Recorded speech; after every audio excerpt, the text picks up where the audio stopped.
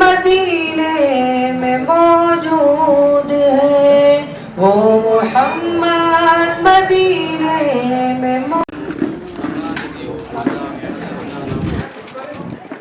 ಪರಮ ದಯಾಮಯನು ಕರುಣಾನಿಧಿಯೂ ಆದ ಅಲ್ಲಹನ ನಾಮದಿಂದ ಸರ್ವಸ್ತುತಿ ಲೋಕದ ಒಡೆಯನಾದ ಅಲ್ಲಹನಿಗೆ ಮೀಸಲು. ಅವನ ಅಪಾರ ಶಾಂತಿ ಸಮೃದ್ಧಿ ಹರ್ಷಿಸಲಿ ಎಲ್ಲ ಪ್ರವಾದಿಗಳ ಮೇಲೂ ಋಷಿ ಮುನಿಗಳ ಮೇಲೂ, ವಿಶೇಷವಾಗಿ ಅಂತಿಮ ಪ್ರವಾದಿ ಮುಹಮ್ಮದ್ ಸಲ್ಲಲ್ಲಾಹು ಅಲೈಹಿ ವಸಲ್ಲಂ. ಆತ್ಮೀಯ ಸಹೋದರರೇ, ಇವತ್ತು ನಾವು ಈ ಮಿಲನ್ ಕಾರ್ಯಕ್ರಮವನ್ನ ಹಮ್ಮಿಕೊಳ್ಳಲಾಗಿದೆ. ಈ ಕಾರ್ಯಕ್ರಮವನ್ನು ಸುಮಾರು 1450 ವರ್ಷಗಳ ಹಿಂದೆ ಜನರ ಸನ್ಮಾರ್ಗದರ್ಶನಕ್ಕಾಗಿ ಅವತರಿಸಲ್ಪಟ್ಟಂತಹ ಆ ದಿವ್ಯ ಕುರಾನಿನ ಪಠಣದಿಂದ ಆರಂಭವಾಗುತ್ತೇನೆ. ಅವರು ಬಂದು ಕುರಾನನ್ನ ಪಠಿಸಬೇಕೆಂದು ವಿನಂತಿಸುತ್ತೇನೆ. رب العالمين الرحمن الرحيم مالك يوم الدين إياك نعبد وإياك نستعين اهدنا الصراط المستقيم صراط الذين أنعمت عليهم غير المغضوب عليهم ولا الضالين आमीन। शुरू करता हूँ अल्लाह ताला के नाम से जो बड़ा मेहरबान निहायत ही रहम वाला है। सब तारीफ अल्लाह ताला के लिए है जो तमाम जहानों का पालने वाला है, बड़ा मेहरबान निहायत ही रहम वाला है। बदले के दिन यानी क़यामत का दिन का मालिक है। हम सिर्फ तेरी ही इबादत करते हैं और सिर्फ तुझसे ही मदद चाहते हैं। हमें सीधे रास्ते की तरफ रहनुमाई फरमा। उन लोगों का रास्ता जिन पर आपने इनाम फरमाया, न उनका रास्ता जिन पर गज़ब किया गया यानी यहूदी, और उनका जो गुमराहों का यानी ईसाई। बिस्मिल्लाहिर्रहमानिर्रहीम यासीन वल कुरआनिल हकीम इन्नका लमिनल मुरसलीन अला सिरातिन मुस्तकीम तंजीलल अज़ीज़िर रहीम लितुन्ज़िर कौमन मा उन्ज़िर आबाउहुम फहुम गाफिलून लक़द हक़्क़ल क़ौलु अला अक्सरिहिम फहुम ला युमिनून इन्ना जअलना फी अअनाक़िहिम अग़लालन फ़हिय इलल अज़क़ानि फ़हुम मुक़महून वजअलना मिन बैन अयदीहिम सद्दन वमिन खल्फ़िहिम सद्दन फ़अग़शयनाहुम फ़हुम ला युबसिरून वसवाउन अलैहिम अअन्ज़रतहुम अम लम तुन्ज़िरहुम ला युमिनून इन्नमा तुन्ज़िरु मन इत्तबअ अज़्ज़िक्र ख़शिय अर्रहमान बिल्ग़ैब फबश्शिरहु बिमग़फ़िरतिन व अज्रिन करीम इन्ना नहनु नुह्यिल मौता व नक्तुबु मा क़द्दमू व आथारहुम व कुल्ल शैइन अहसयनाहु फी इमामिन मुबीन। शुरू अल्लाह के नाम से जो सब पर मेहरबान है, बहुत मेहरबान है। यासीन, हिकमत भरे कुरान की कसम, तुम यकीनन पैगंबरों में से हो बिल्कुल सीधे रास्ते पर। यह कुरान उस जात की तरफ से उतारा जा रहा है जिसका इख्तिलाफ भी कामिल है, जिसकी रहमत भी कामिल है, ताकि तुम उन लोगों को खबरदार करो जिनके बाप दादाओं को पहले खबरदार नहीं किया गया था, इसलिए वो गफलत में पड़े हुए हैं। हकीकत ये है कि उनमें अक्सर लोग के बारे में बात पूरी हो चुकी है, इसलिए वो ईमान नहीं लाते।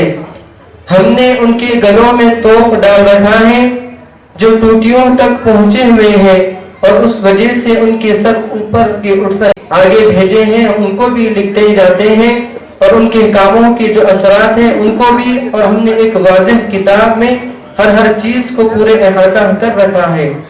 सदक़ल्लाहुल अज़ीम।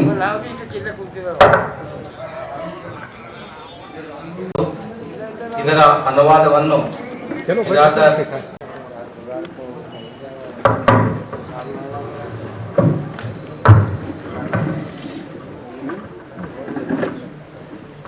ಅಸ್ಸಲಾಮು ಅಲೈಕುಂ ವರಹಮತುಲ್ಲಾಹಿ ವಬರಕಾತುಹು. ಎಲ್ಲರಿಗೂ ರಂಜಾನ್ ಹಬ್ಬದ ಹಾರ್ದಿಕ ಶುಭಾಶಯಗಳು ಕೋರುತ್ತೇನೆ. ಇವಾಗ ನಾನು ನಮ್ಮ ಹಾಫಿಜ್ ಸಾಬ್ ಅವರು ಓದಿರುವ ಕುರಾನಿನ ಚಂದ ಆಯಾತಗಳನ್ನು ನಾನು ಕನ್ನಡದಲ್ಲಿ ಅನುವಾದ ಮಾಡಲು ಇಚ್ಛಿಸುತ್ತೇನೆ. ಮೊದಲನೇದಾಗಿ ನಮ್ಮ ಹಾಫಿಜ್ ಸಾಬ್ ಅವರು ಓದಿರುವುದು ಅಲ್ ಫಾತಿಹ. ಅದರ ವಿಸ್ತಾರ ಹೀಗಿದೆ: ಪರಮ ದಯಾಮಯನು ಕರುಣಾನಿಧಿಯ ಆದ ಅಲ್ಲಾಹನ ನಾಮದಿಂದ. ಅಲ್ಲಾಹನಿಗೆ ಸರ್ವಸುತ್ತಿ. ಅವನು ಪರಮ ದಯಾಮಯ, ಕರುಣಾನಿಧಿ, ನಿರ್ಣಾಯಕ ದಿನದ ಅಧಿಪತಿ. ನಾನು ನಿನಗೆ ಮಾತ್ರ ಇಬಾದತ್ ಮಾಡುತ್ತೇನೆ ಮತ್ತು ನಿನ್ನಿಂದ ಮಾತ್ರ ಸಹಾಯ ಮಾಡುತ್ತೇನೆ. ನನಗೆ ಸನ್ಮಾರ್ಗವನ್ನು ತೋರಿಸು. ನೀನು ಅನುಗ್ರಹಿಸಿದವರ ಮಾರ್ಗ ನಿನ್ನ ಕ್ರೋಧಕ್ಕೆ ಪಾತ್ರರಾದವರ ಮಾರ್ಗವಲ್ಲ. ನೀನು ತೋರಿದ ದಾರಿಯನ್ನು ತಪ್ಪು ನಡೆದವರ ಮಾರ್ಗವೇ ಅಲ್ಲ. ಇನ್ನೊಂದು ಆಯಾತದ ವಿಸ್ತಾರ ಹೀಗಿದೆ: ಯಾಸೀನ್, ಯುಕ್ತಿಪೂರ್ವಕವಾದ ಕುರ್ಆನಿನ ಆಣೆ. ನಿಶ್ಚಯವಾಗಿಯೂ ನೀನು ಅಲ್ಲಾಹನ ಸಂದೇಶವಾಹಕರಾಗಿದ್ದೀರಿ, ನೇರ ಮಾರ್ಗದಲ್ಲಿದ್ದೀರಿ. ಅತ್ಯಂತ ಪ್ರಬಲನು ಕರುಣಾನಿಧಿಯು ಆದವನಿಂದ ಅವತೀರ್ಣಗೊಂಡದಾಗಿದೆ. ಪೂರ್ವಿಕರು ಎಚ್ಚರಿಸಲ್ಪಟ್ಟಿರದ ಕಾರಣದಿಂದ ಪ್ರಜ್ಞೆಹೀನರಾಗಿ ಬಿಟ್ಟಿರುವಂತಹ ಒಂದು ಜನಾಂಗಕ್ಕೆ ನೀವು ಎಚ್ಚರಿಕೆ ಕೊಡುವಂತಾಗಲು ಇವರಲ್ಲಿ ಹೆಚ್ಚಿನವರು ಯಾತನೆಯ ತೀರ್ಪಿಗೆ ಅರ್ಹರಾಗಿ ಬಿಟ್ಟಿದ್ದಾರೆ. ಆದುದರಿಂದಲೇ ಅವರು ವಿಶ್ವಾಸವೀರಿಸುವುದಿಲ್ಲ. ನಾವು ಅವರ ಕರುಣಗಳಿಗೆ ಕಂಠ ಕಡಗಗಳನ್ನು ಹಾಕಿರುತ್ತೇವೆ. ಅವುಗಳಿಂದಾಗಿ ಅವರು ಗಲ್ಲದವರೆಗೆ ಬಿಗಿಯಲ್ಪಟ್ಟಿದ್ದಾರೆ. ಆದುದರಿಂದಲೇ ಅವರು ತಲೆಯೆತ್ತಿಕೊಂಡು ನಿಂತಿದ್ದಾರೆ.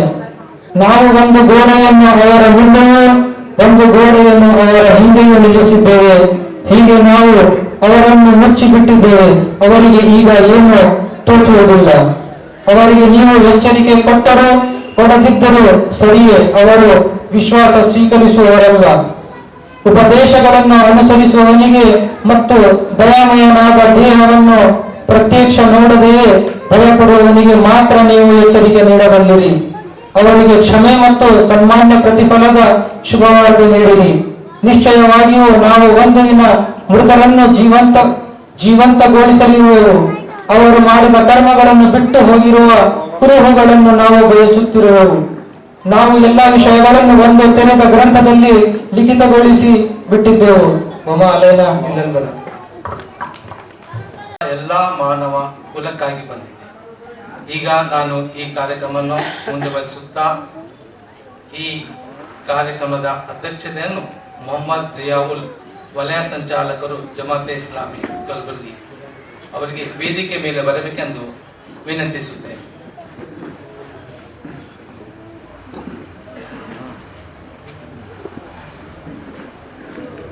ಈ ಕಾರ್ಯಕ್ರಮದ ಮುಖ್ಯ ಅತಿಥಿಯಾಗಿ ಶ್ರೀ ಶ್ರೀ ಷಡ್ ಬ್ರಹ್ಮ ಡಾಕ್ಟರ್ ಚಂದ್ರಶೇಖರ್ ಶಿವಾಚಾರ್ಯ ಮಹಾಸ್ವಾಮಿಗಳು, ಸಂಸ್ಥಾನ ಹಿರೇಮೆಟ್, ಬೇಮಲ್ಖೇಡ, ಇವರಿಗೂ ಕೂಡ ನಾನು ವೇದಿಕೆಯ ಮೇಲೆ ಬರಬೇಕೆಂದು ವಿನಂತಿಸುತ್ತೇನೆ. ಸ್ವಾಮಿಗಳು ಸ್ವಲ್ಪ ಸಮಯದಲ್ಲಿ ನಮ್ಮೊಂದಿಗೆ ಸೇರಲಿರುತ್ತಾರೆ. ಅತಿಥಿ ಸ್ಥಾನಕ್ಕಾಗಿ ನಾನು ಡಾಕ್ಟರ್ ರವಿಕುಮಾರ್ ಆರ್ಎಲ್, ಪ್ರಾಧ್ಯಾಪಕರು, ಚಂದ್ರಶೇಖರ್ ಪದವಿ ಪೂರ್ವ ಕಾಲೇಜ್, ಮನ್ನಾಕಳಿ, ಅವರಿಗೂ ಕೂಡ ಈ ವೇದಿಕೆ ಮೇಲೆ ಬರಬೇಕೆಂದು ವಿನಂತಿಸುತ್ತೇನೆ. Shri Ravikumar pastor, Methodist church, ಚಾನ್ಲೇರ್, ಅವರಿಗೂ ಕೂಡ ವೇದಿಕೆಯ ಮೇಲೆ ಬರಬೇಕೆಂದು ವಿನಂತಿಸುತ್ತೇನೆ. ಅವರು ಕೂಡ ಈ ವೇದಿಕೆ ಮೇಲೆ ಬೇಕೆಂದು ಅವರಲ್ಲಿ ಕೂಡ ವಿನಂತಿಸುತ್ತೇನೆ. ಶೇಖ್ ಜಾಕಿರ್ ಹುಸೇನ್, ಸದಸ್ಯರು, ಜಮಾತೆ ಇಸ್ಲಾಮಿ ಹಿಂದ್, ಮುನಾಬಾದ್ ಅವರಿಗೂ ಕೂಡ ಈ ವೇದಿಕೆಯ ಮೇಲೆ ಬರಬೇಕೆಂದು ವಿನಂತಿಸುತ್ತೇನೆ. ಮೊಹಮ್ಮದ್ ಮಕ್ಬೂಲ್ ಸಾಹೇಬ್ ಅಧ್ಯಕ್ಷರು ಜಾಮಾ ಮಸ್ಜಿದ್ ಚಾಂಗ್ಲೇರ ಅವರು ಕೂಡ ಈ ವೇದಿಕೆಯ ಮೇಲೆ ಬರಬೇಕೆಂದು ಅವರಲ್ಲಿ ಕೂಡ ವಿನಂತಿಸುತ್ತೇನೆ. ಮೊಹಮ್ಮದ್ ಹುಡು ಸಾಬ್ ಅಧ್ಯಕ್ಷರು ಈದ್ಗಾ ಕಮಿಟಿ ಚಾಂಗ್ಲೇರ ಅವರಿಗೂ ಕೂಡ ಈ ವೇದಿಕೆಯ ಮೇಲೆ ಬರಬೇಕೆಂದು ವಿನಂತಿಸುತ್ತೇನೆ.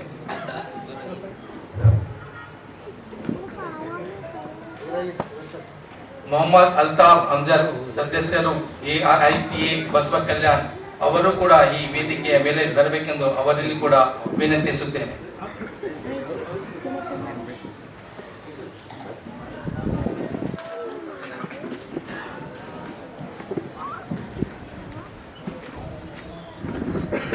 ವೇದಿಕೆಯ ಮೇಲೆ ಆಸೀನರಾಗಿರುವಂತಹ ಎಲ್ಲ ಗಣ್ಯ ವ್ಯಕ್ತಿಗಳಿಗೂ ಸ್ವಾಗತನ ಬಯಸುತ್ತಾ ಈ ಕಾರ್ಯಕ್ರಮದ ಪ್ರಾಸ್ತಾವಿಕ ಭಾಷಣಕ್ಕಾಗಿ ನಾನು ಮೊಹಮ್ಮದ್ ಇಕ್ಬಾಲ್ ಗಾಜಿ ಅವರನ್ನು ಆಹ್ವಾನಿಸುತ್ತೇನೆ.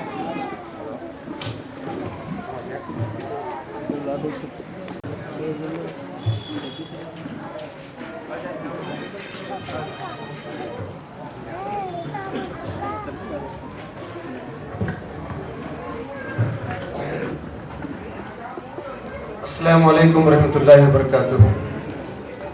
आदाब अर्ज़ है। औज़ु बिल्लाहि मिनश शैतानिर रजीम, बिस्मिल्लाहिर रहमानिर रहीम। क़ाल अल्लाहु तआला फ़िल क़ुरानिल मजीद वल फ़ुरक़ानिल हमीद, या अय्युहन नासु इन्ना ख़लक़कुम मिन ज़करिन व उन्सा व जअलनाकुम शुअयबन व क़बाइला लितअरूफ़ू इन्ना अक्रमकुम इंदल्लाहि अत्क़ाकुम। सदक़ल्लाहुल अज़ीम। सारी तारीफ़ें बड़ाई बुजुर्गी उस ईश्वर के लिए, उस गॉड के लिए है जो सारे इंसानों का एक अकेला पैदा करने वाला है। आज चांगलेर ग्राम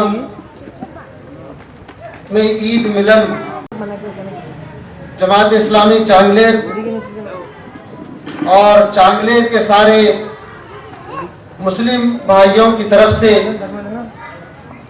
इस गांव में रहने वाले सारे धर्म के लोगों के लिए, हिंदू मुस्लिम सिख ईसाई, ये ईद की दावत, ये ईद का मैसेज, ये ईद का पैगाम सारे इंसानों के लिए, इस गांव के सारे लोगों के लिए आज यहाँ इस मस्जिद में जिन लोगों ने इसको ऑर्गेनाइज किया है, हम उनको दिल से मुबारकबाद देते हैं कि आपने एक बहुत अच्छा प्रोग्राम ईद मिलन का इस गांव में आपने बहुत अच्छे से इसको ऑर्गेनाइज किया है।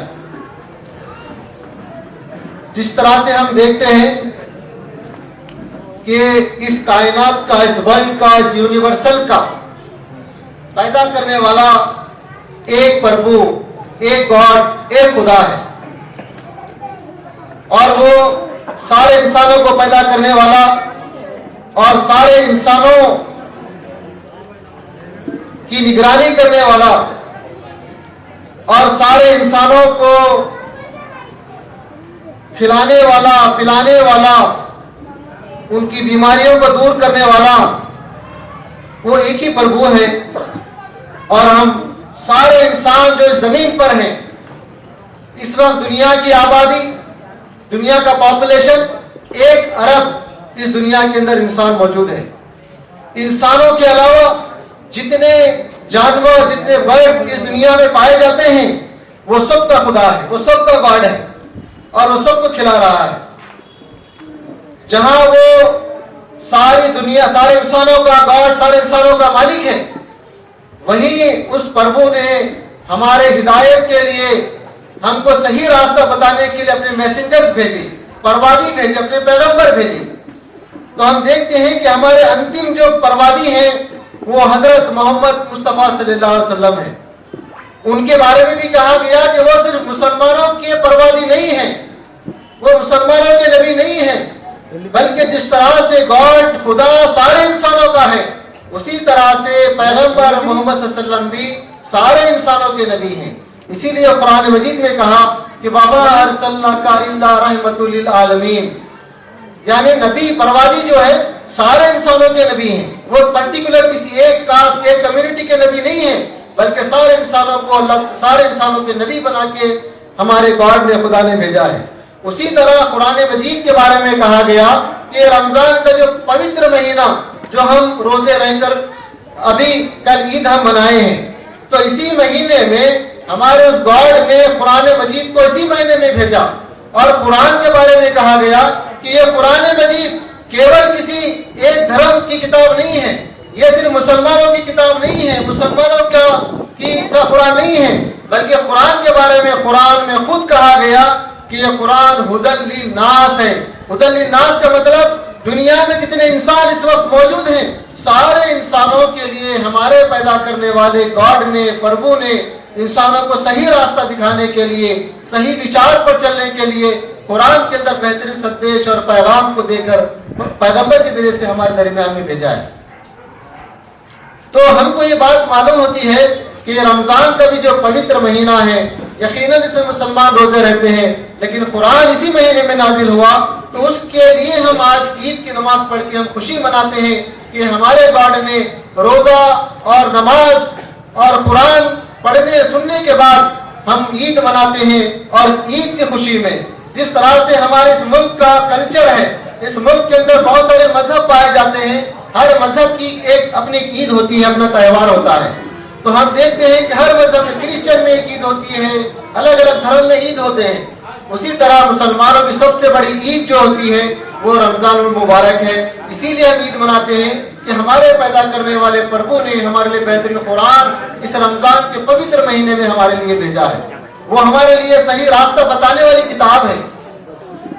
तो ये रमजान का पवित्र महीना और ये ईद की खुशियां केवल सिर्फ मुसलमान बांटना नहीं चाहते, हम चाहते हैं कि ये मुल्क ऐसा मुल्क है, दुनिया में इस जैसा और कोई मुल्क नहीं है, इस जैसा कोई मुल्क नहीं है जिस तरह से भारत हमारा मुल्क है। इसकी खूबसूरती ये है कि यहाँ पर एक मजहब के लोग पाए नहीं जाते, बल्कि अनेक अनेक धर्म के लोग इस मजहब में रहते हैं। ये इस मुल्क की खूबसूरती है। ये इस मुल्क के अंदर एक बेहतरीन हम देखते हैं कि जिस तरह से एक फूल का गुलदस्ता होता है, एक कलर का गुलदस्ता खूबसूरत नहीं रहता, एक कलर का गार्डन खूबसूरत नहीं दिखता, बल्कि अलग अलग फूलों से सजाया हुआ गार्डन जिस तरह से खूबसूरत लगता है, उसी तरह देखते हैं कि इस भारत के अंदर अलग अलग मजहब के लोग रहते हुए हम प्यार से, मोहब्बत से, भाईचारे से इस देश में रहते हैं। इस देश की मिसाल पूरी दुनिया में दी जाती है। जिस तरह से आज चांगले का ये प्रोग्राम, बल्कि सारे धर्म के लोग इसमें मौजूद हैं और सब खुशियां बांटने के लिए आए हैं। तो इसी तरह देश के अंदर प्रेम भाईचारे को बांटने के लिए आज हम देखते हैं कि जमात इस्लामी पूरे मुल्क में इस तरह के प्रोग्राम का आयोजन करती है। इसीलिए करती है कि हम आपस में मिल बैठे।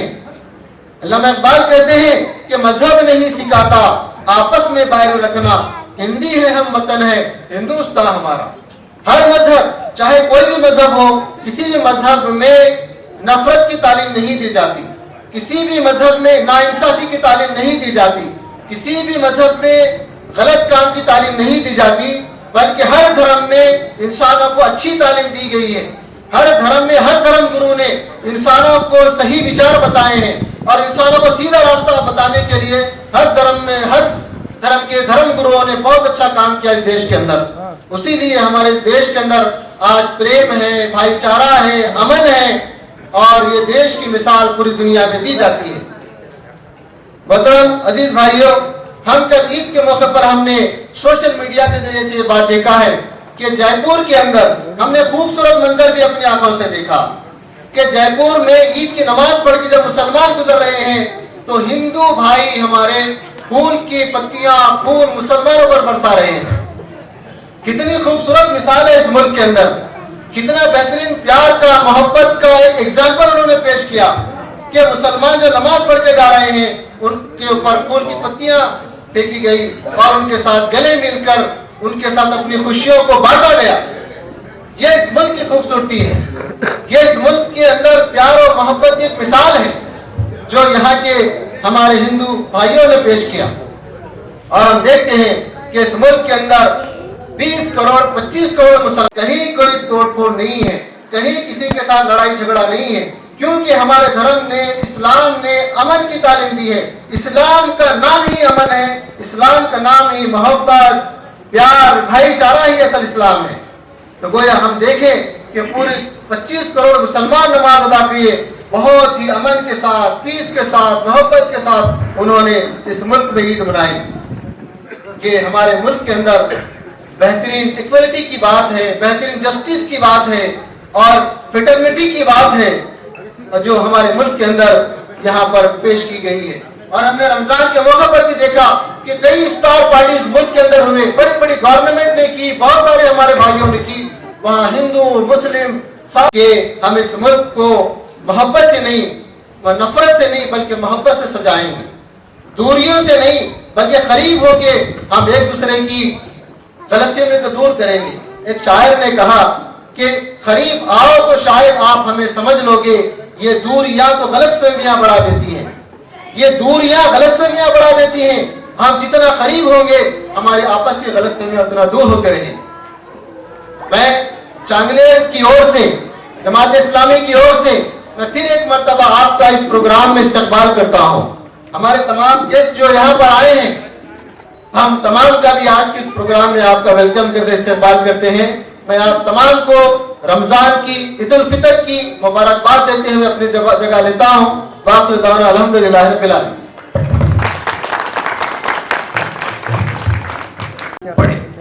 मैं शुभकामना के साथ अपनी बात का आरंभ करता हूँ।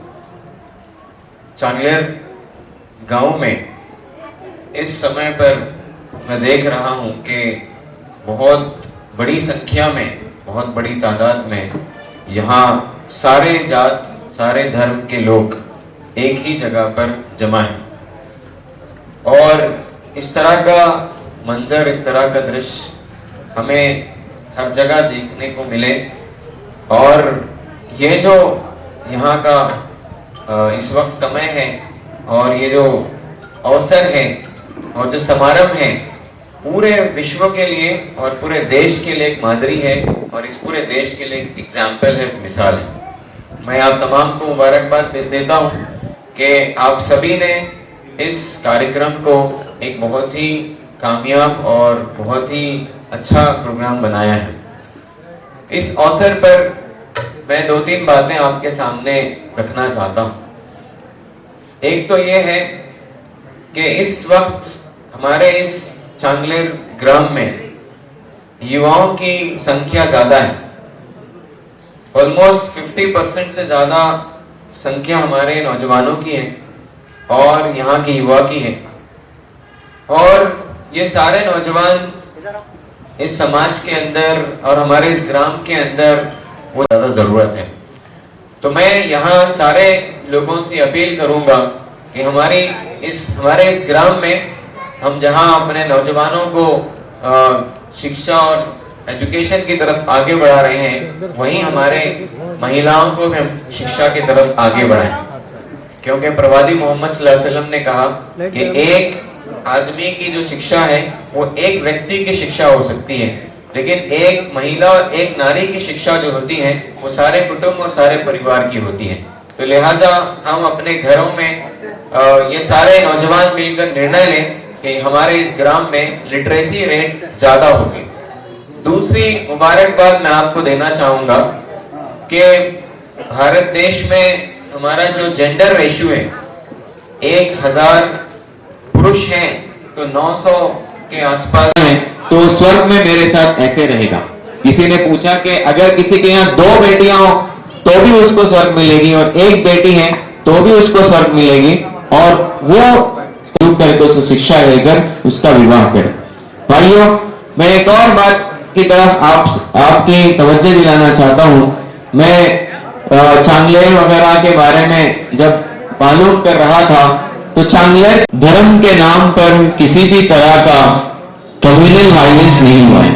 ये पूरे भारत के इतिहास, भारत के लिए बहुत गर्व का विषय है कि यहाँ चांगलेर के भाई और बहनें धर्म के ये पूरा विश्व और ये पूरा दुनिया अल्लाह का कुटुंब है, अल्लाह का सारे इंसानों का आधार करते हैं। और अल्लाह ने भी कहा है कि हमने कोई बड़ा और कोई छोटा नहीं है।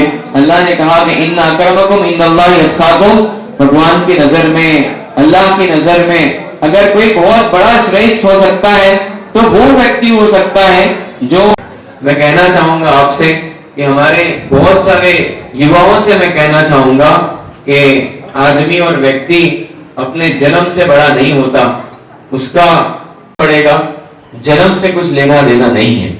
यहाँ अल्लाह ताला कहता है कि तुम्हारे जो हमने ये जात और धर्म, ये कबीले बनाए हैं, ये बस परिचय के लिए बनाए हैं। तो मैं हमारे युवाओं को ये संदेश देना चाहता हूँ कि जहाँ राम है वहाँ रहीम भी है, और भारत का इतिहास है कि जहाँ मंदिर है वहाँ मस्जिद है। ये हमारा एक बहुत ही बड़ा एक इतिहास है। इस इतिहास को आगे बढ़ाने की बहुत ज्यादा जरूरत है।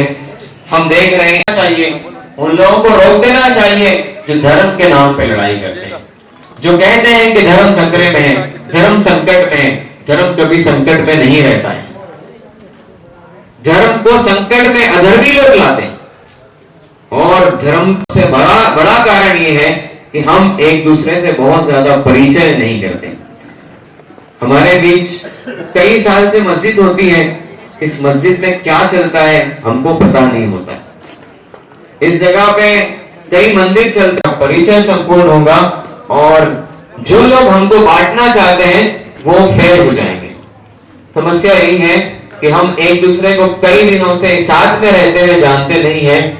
तो इससे पहले आप प्रयास कीजिए कि हम एक दूसरे को समझें, एक दूसरे को जाने, एक दूसरे को समझकर आगे बढ़े। इस धर्म में पैर लगने पर माफी मांगी जाती है, उस धर्म ने मारना कैसे सिखा दिया है। तुम्हें जन्म दिया, क्या कभी उस माँ के पैरों में बैठकर कभी सोचा है कि उस माँ ने कितनी तकलीफ उठाकर तुमको बड़ा किया है। मैं पूरे युवाओं से कहना चाहता हूँ और बड़ी जिम्मेदारी से कहना चाहता हूँ कि अपने माँ और अपने बाप की इज्जत करना सीखिए, और इसी से तुम्हारे जीवन में सफलता और सुखी होगी। वरना हमारे उस डिग्री का हम क्या करें, बड़ी बड़ी यूनिवर्सिटियों को हम पढ़ लिए, बड़े बड़े जॉब्स हम कर रहे हैं, आईटी और बीटी में हमारे नौजवान हैं, लैपटॉप लेकर बैठते हैं, लेकिन उसके पास 5 मिनट नहीं है कि वो अपने माँ को पूछे, माता तुमने खाना है खाया क्या नहीं। माँ 2 से 3 से 4 फोन लगाती है, तो हमारा युवा ये कहता है कि मुझे टाइम नहीं है। पिता है देखना चाहता है कि पिता ने बहुत कष्ट उठाकर अपने बेटे को पढ़ाया, चांगलेर में पढ़ाया, बेंगलुरु में पढ़ाया, दिल्ली में पढ़ाया, लेकिन इसका फल, इसका असर ये हो रहा है कि हमारा बेटा गल्फ में है, हमारा बेटा अमेरिका में है। आखिरी मौका है, अंतिम क्रियाकार है, तो बोल रहा है कि वीडियो कॉल कर लो, मैं वहीं से देख लूंगा। इतना दुर्भाग्य और इतना दुख होता है जब हम देखते हैं कि जिन बच्चों को हमने पढ़ाया लिखाया वो बच्चे हमारे आखिरी समय पर नहीं है। मैं पूछना चाहता हूं कि ऐसी शिक्षा और ऐसी विद्या से क्या प्राप्त होता है। कुरान हमको याद दिलाता है कि तुम अपने माँ बाप के साथ बेहतरीन सलूक करो। यही लोग हैं, यही युवा हैं जो कल का भविष्य है। ये लोग आज इतने ज्यादा एडिक्शन का शिकार हैं कि शराब पिए बगैर इनके पार्टीज नहीं होते, नॉकआउट की बोतल खोले बगैर कोई शादी का फंक्शन नहीं होता है। और यही इसका परिणाम हम देख रहे हैं। 20 साल के नौजवान, 25 साल का युवा है, लेकिन उसके किडनीज फेल हो रहे हैं, वो एक्सीडेंट्स में मर रहा है, रात में पार्टी सेलिब्रेट कर रहे हैं और आते आते एक्सीडेंट्स का शिकार हो रहे हैं। मैं पूरे युवाओं से कहना चाहता हूं कि इन बातों से आप दूर रहिए और यहां से ये संदेश लेकर जाइए कि हमारा जीवन एक अच्छा जीवन हो। और उसके लिए मैं आखिर में आपको बताना चाहता हूं कि ये ज्ञान मिलेगा पवित्र कुरान से और किताबों को, ग्रंथों को पढ़ने से। मैं अपनी बात खत्म करता हूं इस हिंदी के कोट पर कि हमने आज तक गीता और कुरान को लड़ते नहीं देखा। हमने आज तक गीता और कुरान को लड़ते नहीं देखा। जो लोग इनके नाम पे लड़ते हैं उनको कभी पढ़ते नहीं देखा। धन्यवाद। ಧನ್ಯವಾದಗಳು. ಸಮಾಜ ನಿರ್ಮಾಣದಲ್ಲಿ ಯುವಕರ ಪಾತ್ರ ಯಾವ ರೀತಿಯಾಗಿರಬೇಕು, ಮಹಿಳೆಯರಿಗೆ ಶಿಕ್ಷಣದ ಅವಶ್ಯಕತೆ ಎಷ್ಟಿದೆ, ಒಬ್ಬ ಪುರುಷ ಶಿಕ್ಷಣ ಪಡೆದರೆ ಕೇವಲ ಅವನೊಬ್ಬನೂ ಶಿಕ್ಷಣ ಪಡೆದಂತೆ, ಒಬ್ಬ ಮಹಿಳೆ ಶಿಕ್ಷಣ ಪಡೆದರೆ ಇಡೀ ಕುಟುಂಬವೇ ಶಿಕ್ಷಣ ಪಡೆದಂತೆ. ಮನುಷ್ಯನು ಜನ್ಮದಿಂದ ಶ್ರೇಷ್ಠನಾಗುವುದಿಲ್ಲ, ಅವನ ಕರ್ಮಗಳಿಂದ ಶ್ರೇಷ್ಠವಾಗುತ್ತಾನೆ ಎಂಬ ಸಂದೇಶವನ್ನು ನಮ್ಮ ಮುಂದೆ ಈಗ ಇಟ್ಟಿದ್ದಾರೆ. ಈಗ ನಾನು ಈ ಕಾರ್ಯಕ್ರಮ ಮುಂದುವರಿಸುತ್ತಾ ರಾಮುಲು ಮಂತ್ರಿವರಿಗೂ ಕೂಡ ನಾನು ಈ ವೇದಿಕೆ ಮೇಲೆ ಬರಬೇಕೆಂದು ವಿನಂತಿಸುತ್ತೇನೆ. ಅದೇ ರೀತಿ ದೇವೇಂದ್ರಪ್ಪ ಅವರಿಗೂ ಕೂಡ ವೇದಿಕೆ ಮೇಲೆ ಬರಬೇಕೆಂದು ವಿನಂತಿಸುತ್ತೇನೆ ಮತ್ತು ಬಾಬುರಾವ್ ಪಾಟೀಲ್ ಅವರಿಗೂ ಕೂಡ ನಾನು ವೇದಿಕೆ ಮೇಲೆ ಬರಬೇಕೆಂದು ವಿನಂತಿಸುತ್ತೇನೆ.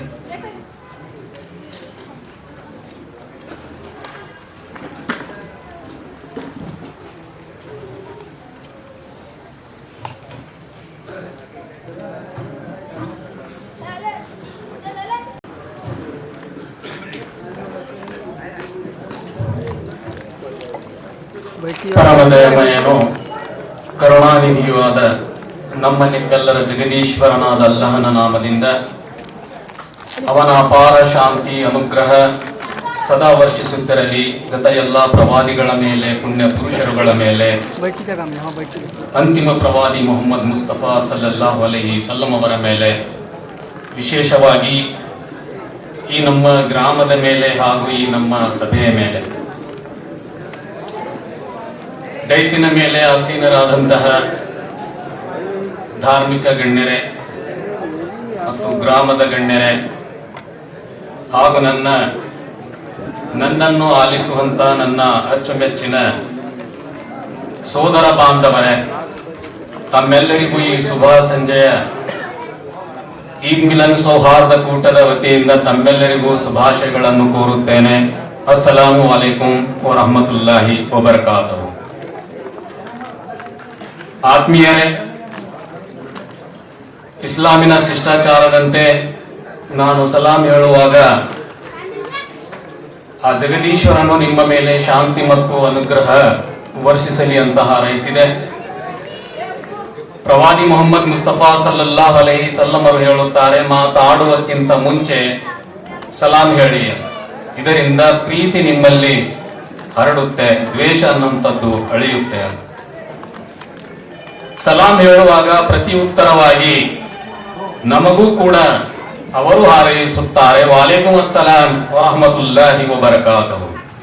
ನಿಮ್ಮ ಮೇಲೆಯೂ ಆ ಜಗದೀಶ್ವರನ ಶಾಂತಿ ಮತ್ತು ಅನುಗ್ರಹದೊಂದಿಗೆ ಸಮಗ್ರತೆಯು ನಿಮ್ಮ ಮೇಲೆ ಸದಾ ವರ್ಷಿಸಲಿ ಅನ್ನುವಂತಹ ವಬರಕಾತುಹು ಅಂದ್ರೆ ಸಮಗ್ರತೆ ಹೆಚ್ಚಿನದಾಗಿ ಸೇರಿಸಿ ನಮಗೆ ಉತ್ತರಿಸಲಾಗಿದೆ.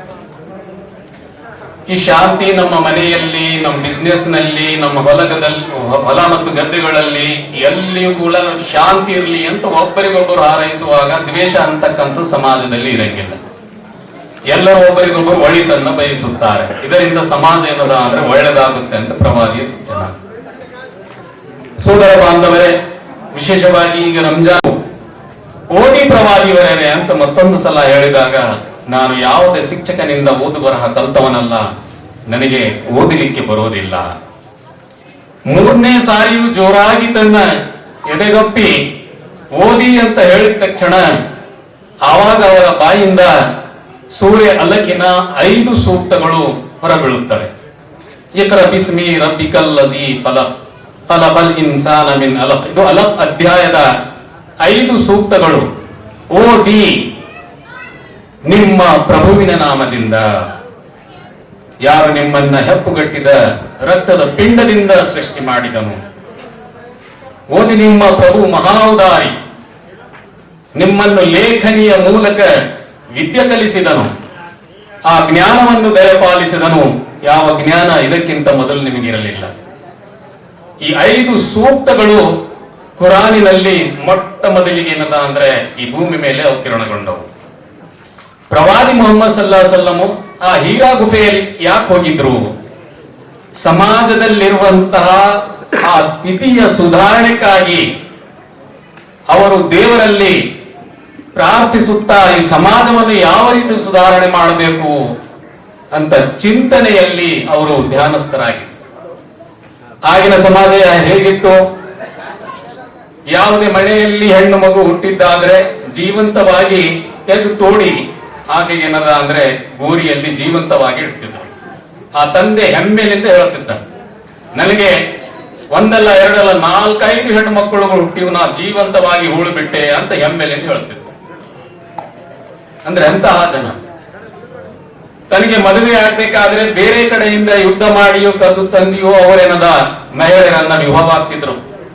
ಆದ್ರೆ ತಮ್ಮ ಮಕ್ಕಳನ್ನ ಯಾರಿಗೂ ವಿವಾಹ ಮಾಡಿಕೊಡ್ಲಿಕ್ಕೆ ಅವರು ಎಂದೂ ಕೂಡ ಮನಸ್ಸು ಮಾಡಲಿರ್ಲಿಲ್ಲ. ಅಂದ್ರೆ ಸೋದರ ಬಾಂಧವರಿಗೆ ಹೆಣ್ಣಿಗೆ ಯಾವುದೇ ಬೆಲೆ ಇರಲಿಲ್ಲ. ಮಾರ್ಕೆಟಿನಲ್ಲಿ ದನ ಕರುಗಳನ್ನು ಯಾವ ರೀತಿ ಮಾರ್ತೀವೋ ಆ ರೀತಿ ಹೆಣ್ಣನ್ನ ಮಾರಲ್ಪಡ್ತೀವಿ. ತಂದೆ ಸತ್ತು ಹೋಗಿದ್ರೆ ಆ ತಾಯಿಯನ್ನ ದುಡ್ಡು ತಗೊಂಡು ಮಾಯರ್ ತಗೊಂಡೇನದ ಅಂದ್ರೆ ಬೇರೆಯವರಿಗೆ ವಿವಾಹ ಮಾಡಿಕೊಡ್ತಿದ್ರು. ತಾಯಿಗೂ ಕೂಡ ಯಾವ ಸ್ಥಾನ ಇರಲಿಲ್ಲ. ಸಮಾಜದ ಸ್ಥಿತಿ ಯಾವ ಸ್ಥಿತಿವಂತನಿದ್ದಾನೋ ಶಕ್ತಿಮಾನಿದ್ದಾನೋ ಬಡವರ ಮೇಲೆ ಅವ ಏನದ ಅಂದ್ರೆ ಅತ್ಯಾಚಾರ ಅನ್ಯಾಯ ಮಾಡಿದ್ರೆ ಯಾರು ಕೇಳುವವರಿರಲಿಲ್ಲ. ಅವನ ಹೊಲಗದ್ದೆಗಳ ಮೇಲೆ ಕಬಳಿಸೋದಿರಲಿ, ಮಡದಿ ಮಕ್ಕಳ ಮೇಲೆಯೂ ಕೂಡ ಅವನು ಅಧಿಕಾರ ಸ್ಥಾಪಿಸಿದ್ದ ತನ್ನ ಶಕ್ತಿಯಿಂದ ಇನ್ನೊಬ್ಬರ.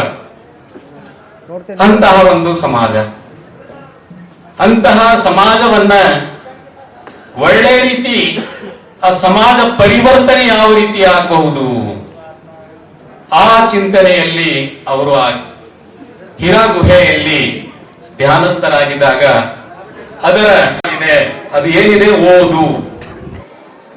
ಓದು ಅಂತ ಬೀಳಿಲ್ಲ ಅವರು. ಆ ಓದುವಿನೊಂದಿಗೆ, ಓದು ನಿನ್ನ ಪ್ರಭುವಿನ ನಾಮದೊಂದಿಗೆ, ಯಾವನು ತನ್ನ ಪ್ರಭುವಿನ ನಾಮದೊಂದಿಗೆ ಓದ್ತಾನೋ ಅವನ ಓದು ಏನದ ಅಂತಂದ್ರೆ ಅವನಿಗೂ ಮತ್ತು ಸಮಾಜಕ್ಕೂ ಅದು ಫಲ ಕೊಡುತ್ತೆ. ಬರೀ ಓದಿದವರು ಬಹಳಷ್ಟು ಜನರಿದ್ದಾರೆ. ಅವನ ಓದಿನ ಮುಖಾಂತರ ಅವನು ತನ್ನ ಜಗದೀಶ್ವರನನ್ನ ಕಂಡುಕೊಳ್ಳಬೇಕು ಅಂತ ಓದನ್ನು ಓದಬೇಕು. ಓದು ಮತ್ತು ಆಧ್ಯಾತ್ಮಿಕತೆ ಬೇರೆದನ್ನಾಗಿ ಮಾಡಬಾರದು. ಅಂತ ಓದಿದಾಗ ಅದು ನಿಜವಾಗಿಯೂ ಫಲಕಾರಿಯಾಗುತ್ತೆ. ಈಗ ಅನೇಕ ಡಾಕ್ಟರ್ಸ್ ಇದ್ದಾರೆ, ಇಂಜಿನಿಯರ್ಸ್ ಇದ್ದಾರೆ. ಅವರನ್ನ ಸಮಾಜ ಸ್ಥಿತಿಯಲ್ಲಿ ನೋಡಿ. ಬಾಂಗ್ಲಾದೇಶದ ಒಬ್ಬ ಡಾಕ್ಟರ್ ಯಾವುದೇ ಪೇಷಂಟ್ ಸರ್ಜರಿಗೆ ಬಂದಿದ್ರೆ ಎಲ್ಲಕ್ಕಿಂತ ಮೊದಲು ಅವನ ಕಿಡ್ನಿ ಕತ್ತರಿಸಿ ಅದು ಮಾರ್ಕೊಳ್ತಿದ್ದ. ಪೇಷಂಟ್ ಗೊತ್ತೇ ಇರ್ತಿದ್ದಿಲ್ಲ. ಸುಮಾರು 3,000 ಕಿಡ್ನಿಗಳನ್ನ ಮಾರಿದ ನಂತರ ಗವರ್ಮೆಂಟ್ ಅವನಿಗೆ ಏನದ ಅಂತಂದ್ರೆ ಹಿಡಿದ್ಬಿಟ್ರು. ಅಂತಹ ಸ್ಥಳದಲ್ಲಿ ಆ ಮಹಿಳೆಯರನ್ನ ಇಟ್ಟು ಅವರಿಗೇನದ ಅಂತಂದ್ರೆ ಒತ್ತಾಯ ಪೂರ್ವಕವಾಗಿ ಏನದ ಅಂದ್ರೆ ಗರ್ಭ ಧರಿಸುವಂತೆ ಮಾಡಿ ಅವರಿಂದ ಮಕ್ಕಳೇನದ ಪಡಿತಾರೆ. ಮತ್ತ ಆ ಮಕ್ಕಳನ್ನ ಪುನಃ ಅದೇ ಕೆಲಸಕ್ಕೆ ಉಪಯೋಗಿಸ್ತಾರೆ.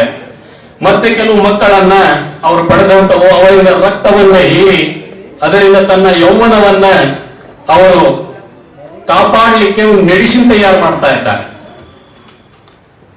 ಅಷ್ಟೇ ಅಲ್ಲ, ಆ ಸಣ್ಣ ಸಣ್ಣ ಪುಟ್ಟ ಕಂದಮ್ಮಗಳನ್ನ ಕುರಿ ಕೋಳಿಗಳನ್ನ ಕೊಯ್ದು ತಿನ್ನುವ ಹಾಗೆ ತಿಂತಾನೂ ಇದ್ದಾರೆ. ಎಷ್ಟು ಅಸಹ್ಯವಾದಂತಹ ಕೆಲಸ ಇವತ್ತು ಜಗತ್ತಿನಲ್ಲಿ ನಡೀತಾ ಇದೆ. ಇದು ಮಾಡಿದ್ದು ಯಾಕೆ? ಅದರಲ್ಲಿ ವಿಜ್ಞಾನಿಗಳಿದ್ದಾರೆ, ರಾಜಕಾರಣಿಗಳಿದ್ದಾರೆ, ಓದು ಬರಹ ಬಲ್ಲವರಿದ್ದಾರೆ, ಮಹಾಪಂಡಿತರಿದ್ದಾರೆ. ಅವರ ಓದು ಆ ಜಗದೀಶ್ವರನನ್ನ ಕಂಡುಕೊಳ್ಳಿಕ್ಕೆ ಸಾಧ್ಯ ಆಗಲಿಲ್ಲ. ಅದರಿಂದ ಅವರ ಕೆಲಸ ರಕ್ಕಸರಂತಾಗಿದೆ, ಪೈಶಾಚಿಕತೆ ಅವರಲ್ಲಿ ಬಂದಿದೆ. ಯಾವನು ತನ್ನ ಜಗದೀಶ್ವರನನ್ನ ತನ್ನ ಜ್ಞಾನದಿಂದ ವಿದ್ಯೆಯಿಂದ ಕಂಡುಕೊಳ್ಳಲಿಕ್ಕೆ ಸಾಧ್ಯ ಆಗಂಗಿಲ್ಲವೋ ಅವನು ನಿಜವಾಗಿ ಏನದ ಅಂದ್ರೆ ಮನುಜ ಅಲ್ಲ, ಅವನು ದಾನವನಾಗುತ್ತಾನೆ, ಮಾನವನಾಗ್ಲಿಕ್ಕೆ ಸಾಧ್ಯತೆ ಇಲ್ಲ. ಈಗ ದಾನವರು ಅಂತಂದ್ರೆ ನಾವು ಕತೆ ಕೇಳಿದ ಹಾಗೆ ಅವ್ರು ಹೀಗಿರ್ತಾರೆ ಹಾಗಿರ್ತಾರ, ಅದೆಲ್ಲ ಸುಳ್ಳು. ಯಾವಾಗ ಒಬ್ಬ ಮನುಜ ತನ್ನ ಸೃಷ್ಟಿಕರ್ತನನ್ನ ಮರಿತಾನೋ ಆಗ ಅವ ಮನುಜ ಏನದ ಮನುಜನಾಗಿರಂಗಿಲ್ಲ, ಅವನು ರಕ್ಕಸನಾಗುತ್ತಾನೆ, ದಾನವನಾಗುತ್ತಾನೆ. ಮನುಜ ಮನುಜನನ್ನೇ ಭೋಗಿಸ್ತಾನೆ ಮತ್ತು ತನ್ನ ಆಹಾರಕ್ಕಾಗಿ ಉಪಯೋಗಿಸ್ತಾನೆ ಅಂದ ಮೇಲೆ ಅವನ ಗತಿ ಏನು? ಅಂದ್ರೆ ಅಜ್ಞಾನಜನ್ಯ ಕಾಲದಲ್ಲಿಯೂ ಇಂತಹ ಮಹಾಪಾಪ ಕಾರ್ಯಗಳು ಆಗಲಿಲ್ಲ. ಆದ್ರೆ ಇವತ್ತು ನಾವು ನೋಡ್ತಾ ಇದ್ದೀವಿ. ಇದೀಗಲೇ ಮಹಿಳೆಯರ ಬಗ್ಗೆ ನಾವು ಕೇಳ್ತೀವಿ. ಆಗಿನ ಕಾಲದಲ್ಲಿ ಮಹಿಳೆ ಹುಟ್ಟಿದ ನಂತರ ಜೀವಂತವಾಗಿ ಹುಟ್ಟಿದ್ರು. ಇವತ್ತು ಹುಟ್ಟುವಕ್ಕಿಂತ ಮೊದಲೇ ಆಕೆಗೆ ಹುಟ್ಟುವ ಆ ಸೌಭಾಗ್ಯವೂ ಕೂಡ ಮಹಿಳೆಗೆ ಸಿಗಂಗಿಲ್ಲ. ಅಲ್ಟ್ರಾ ಸ್ಕ್ಯಾನಿಂಗ್ ಸೌಂಡ್ ಮುಖಾಂತರ ಏನದ ಅಂತಂದ್ರೆ ಹೆಣ್ಣು ಗಂಡು ಭ್ರೂಣ ಪತ್ತೆ ಮಾಡಿ ಅಬಾರ್ಷನ್ ಮಾಡಿಸ್ತಕ್ಕಂತಹ ಸ್ಥಿತಿ ಬಹಳ ಹೆಚ್ಚಾಗಿದೆ. ಹೆಣ್ಣು ಹುಟ್ಲಿಕ್ಕೂ ಕೂಡ ನಾವು ಇವತ್ತು ಕೊಡ್ತಾ ಇಲ್ಲ.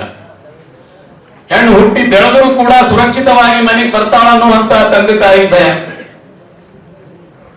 ಅದಕ್ಕಾಗಿ ಎಷ್ಟು ಘಟನೆಗಳು, ಆ ತೆಲಂಗಾಣದ ಘಟನೆ ಮೊನ್ನೆ ನಡೆದಂತದ್ದು, ತನ್ನ ಯೌವನಾವಸ್ಥೆಗೆ ಬಂದಂತಹ 3 ಏನದ ಅಂತಂದ್ರೆ ಹೆಣ್ಣು ಮಕ್ಕಳನ್ನ ಕೊಂದು ತಾನು ಕೂಡ ಆತ್ಮಹತ್ಯೆ ಮಾಡೋದಕ್ಕೆ ಯಾರು ಕಾರಣ? ನಾವೇ ಕಾರಣ, ಸಮಾಜವೇ ಕಾರಣ.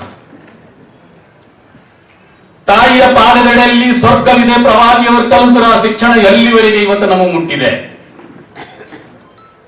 ತಂದೆ ತಾಯಿಯನ್ನ ಸರುವಿ ಮಕ್ಕಳು ಸಾಕಾಗಿ ಹೋಗಿದ್ದಾರೆ. ಮಕ್ಕಳು ಏನ್ ವಿಚಾರ ಮಾಡ್ತಿದ್ದಾರೆ ಅಂದ್ರೆ, ನೆಂಬಿಸಿ ತಾಯಿಯನ್ನ ಕರ್ಕೊಂಡು ಒಯ್ದು ಒಂದು ನದಿಯ ದಡದಲ್ಲಿ ಏನದ ಅಂದ್ರೆ ನಿಲ್ಲಿಸಿ ಎತ್ತಿ ನದಿ ಒಳಗೆ ಏನದ ಅಂದ್ರೆ ಬೀಸಾಕ್ ಬಿಡ್ತಾ ಇದ್ದಾರೆ ಈ ಮಕ್ಕಳಿರ್ತಾರೆ. 1, 2, 3, 4 ಹೆಣ್ಣು ಮಕ್ಕಳು ಒಂದರನ್ನು ಒಂದು ಹುಟ್ಟಿವೆ ಅಂತ ಒಬ್ಬ ಮನುಜ ತನ್ನ ಹೆಣ್ಣು ಮಗುವನ್ನೇನದ ಎತ್ತಿ ಸಮುದ್ರಕ್ಕೆ ಎಸೆಯುವ ಘಟನೆ ಕೂಡ ನಮ್ಮ ಎದುರಿಗೆ ಬರ್ತಾ ಇದೆ. ಯಾವ ಸಮಾಜದಲ್ಲಿ ನಾವು ಬದುಕ್ತಾ ಇದ್ದೀವಿ ಅಂದ್ರೆ ಸೋದರ ಭಾವನೆ, ಸೋದರರೇ, ಪವಿತ್ರ ದೇವ ಗ್ರಂಥ ಕುರಾನಿನ ಸಂದೇಶ, ನಿಮ್ಮ ತಾಯಿಯ ಪಾದದ ಅಡಿಯಲ್ಲಿ ಸ್ವರ್ಗವಿದೆ, ಸ್ವರ್ಗವನ್ನು ಆ ಹೆಣ್ಣಿನ ಪಾದದ ಅಡಿಯಲ್ಲಿಟ್ಟು ಸತ್ತಿದಾನಂತವನ್ನು ಕರ್ಕೊಂಡು ಒಯ್ದೇನದ ಅಂದ್ರೆ ಸುಳ್ಳಿಕೆ ಕಡ್ಗಿಗಳ ಮೇಲೆ ಅವನನ್ನ ಹಾಕಿ ತೆಳಗೆ ಬೆಂಕಿ ಇಡ್ತಾ ಇದ್ದಾರೆ. ಆದ್ರೆ ನಿಜವಾಗಿ ಅವನು ಸತ್ತಿಲ್ಲ, ಕಣ್ಣುಗಳನ್ನು ಮಿಟುಕಿಸಿ ನಾನು ಜೀವಂತ ಇದ್ದೀನಿ ಅಂತ ತೋರಿಸ್ತಾ ಇದ್ದಾನೆ. ಆದರೂ ಮುಟ್ಟಾಡ್ರು ಈಗ ಇಲ್ಲಿ ತರ ತಂದಿದೀವಿ ಮತ್ತೆ ವಾಪಸ್ ಬೆಂಕಿ ಹಚ್ಚೇ ಬಿಟ್ಟು. ಕುಟುಂಬದಿಂದ ಬಂದಂತವರು ನಮ್ಮನ್ನು ಕರೀಲಿಲ್ಲ, ಬಿಲಾಲರನ್ನ ಆ ಕಾಬಾ ಭವನದ ಮೇಲೆ ನೆರಳು ಕೂಡ ಬಿಡ್ಲಿಕ್ಕೆ ಕೊಡ್ತಿದ್ದಿಲ್ಲ. ಆ ಗುಲಾಮ ಸಂತತಿಯ ಜನರಿಗೆ ಅವರಿಗೆ ಪೀಡಿಸ್ತಿದ್ರು. ದನ ಕರುಗಳಿಗೆ ಏನಾದರೂ ಬೆಲೆ ಇತ್ತು, ಅವರಿಗೆ ಬೆಲೆ ಇರ್ತಿದ್ದಿಲ್ಲ. ಆ ರೀತಿ ಅವರಿಂದ ಕೆಲಸ ತೆಗೆದುಕೊಳ್ತಿದ್ರು. ಅಂತಹ ತನ್ನ ಸಹಪಾಠಿಯನ್ನ ಕಾಬಾ ಭವನದ ಮೇಲೇರಿಸಲಿಕ್ಕೆ ಅಪ್ಪಣೆ ಕೊಟ್ರು. ಆಗ ಇಡೀ ಅರಬ್ ಜನಾಂಗ, ಓಹೋ ಇದು ಶಿವಾಲಯ, ನಮ್ಮ ಪವಿತ್ರವಾದಂತಹ ಸ್ಥಳ, ತನ್ನ ಪಾದದಿಂದ ಏನದ ಮೇಲೇರ್ತಾ ಇದ್ದಾನಲ್ಲ ಇವನೊಬ್ಬ ಗುಲಾಮ. ಅವರಿಗೆ ಬಹಳ ಆಶ್ಚರ್ಯ ಅನಿಸ್ತು. ಆಗ ಕಾಬಾ ಭವನದ ಮೇಲೇರಿ ಅಲ್ಲಾಹು ಅಕ್ಬರ್, ಅಲ್ಲಾಹು ಅಕ್ಬರ್, ಜಗದೀಶ್ವರನೇ ನೀನೇ ಮಹಾನನು, ನೀನೇ ಮಹಾನನು. ಆಗ ಇವರೆಲ್ಲ ನೋಡಿದ್ರು, ನಾವು ಹೇಳ್ತೀವಿ ನಾನು ಮಹಾ, ನೀನ್ ಮಹಾ, ನೀ ದೊಡ್ಡವ, ನಾ ದೊಡ್ಡವ. ಆದ್ರೆ ಅಲ್ಲಿಂದ ಬಿಲಾಲ್ ಏನ್ ಹೇಳ್ತಾ ಇದ್ದಾನೆ? ಜಗದೀಶ್ವರನೇ ದೊಡ್ಡವನು, ಅವನೇ ಮಹಾನನು, ಅವನೇ ಮಹಾನನು. ನಮ್ಮ ಎಲ್ಲ ಸ್ಥಾನವನ್ನ ಹೊಂಟೋಯಿತು. ನಾವೆಲ್ಲರೂ ಇವಾಗ ಎಲ್ಲ ಹಾಗೆ ಸಾಮಾನ್ಯರಾಗ್ಬಿಟ್ಟೇವಲ್ಲ. ಲಾ ಇಲಾಹ ಇಲ್ಲಲ್ಲ, ಅವನ ಹೊರತು ಆರಾಧನೆಗೆ ಯಾರೂ ಇಲ್ಲ. ಆ ನಂತರ ಅದರೊಂದಿಗೆ ಸೂಕ್ತ ಮುಹಮ್ಮದ್ ರಸೂಲುಲ್ಲಾ ಜೋಡಿಸುವುದರಂಗೆ ಮೊಹಮ್ಮದ್ ಸಲ್ಲಲ್ಲಾಹು ಅಲೈಹಿ ವಸಲ್ಲಮರು ಆ ಜಗದೀಶ್ವರನ ಪ್ರವಾದಿಯಾಗಿದ್ದಾರೆ. ಮತ್ತೆ ಹೇಳಿದ್ದು ಏನು? ಬನ್ನಿ ಹಯ್ಯ ಅಲ ಸಲ 2 ಸಾರಿ, ಮತ್ತೆ ಬನ್ನಿ ಹಯ್ಯ ಅಲಲ್ ಫಲ. ಬನ್ನಿ ನಮಾಜಿನೆಡೆಗೆ, ಬನ್ನಿ ವಿಜಯದೆಡೆಗೆ. ನಮಾಜ್ ಅನ್ನುವುದು ಬರೀ ಪ್ರಾರ್ಥನೆ ಅಲ್ಲ, ಬದಲಾಗಿ ಇದರಲ್ಲಿ ಸೋದರತ್ವ, ಮಿತ್ರತ್ವ ಮತ್ತು ವಿಶೇಷವಾಗಿ ಏನದ ಇದು ವಿಜಯವಿದೆ. ನಮಾಜಿನಲ್ಲಿ ನಿಲ್ಲುವಾಗ ಸಣ್ಣವನಲ್ಲ, ದೊಡ್ಡವನಲ್ಲ, ಯಾವ ಜಾತಿಯೋ, ಎಲ್ಲಿನವನೋ, ಯಾವ ಭಾಷೆಯೋ, ಇದು ಯಾವುದು ಬೇಕಾಗಿಲ್ಲ. ಅವನು ಭುಜಕ್ಕೆ ಭುಜ ತಾಗಿಸಿ, ಅವನು ಪ್ರೈಮ್ ಮಿನಿಸ್ಟರ್ ಬಂದಿದ್ರು, ಒಂದು ವೇಳೆ ಅವನು ಮುಂದೆ ಬಂದಿದ್ರೆ ಆ ಪ್ರೈಮ್ ಮಿನಿಸ್ಟರ್ ಅವರನ್ನ ಹಿಂದೆ ಹೋಗುವಂತ ಹೇಳುವ ಹಾಗಿಲ್ಲ. ಮೊದಲು ಬಂದವನು ಮೊದಲೇ ಸಾಲಿನಲ್ಲಿರುತ್ತಾನೆ.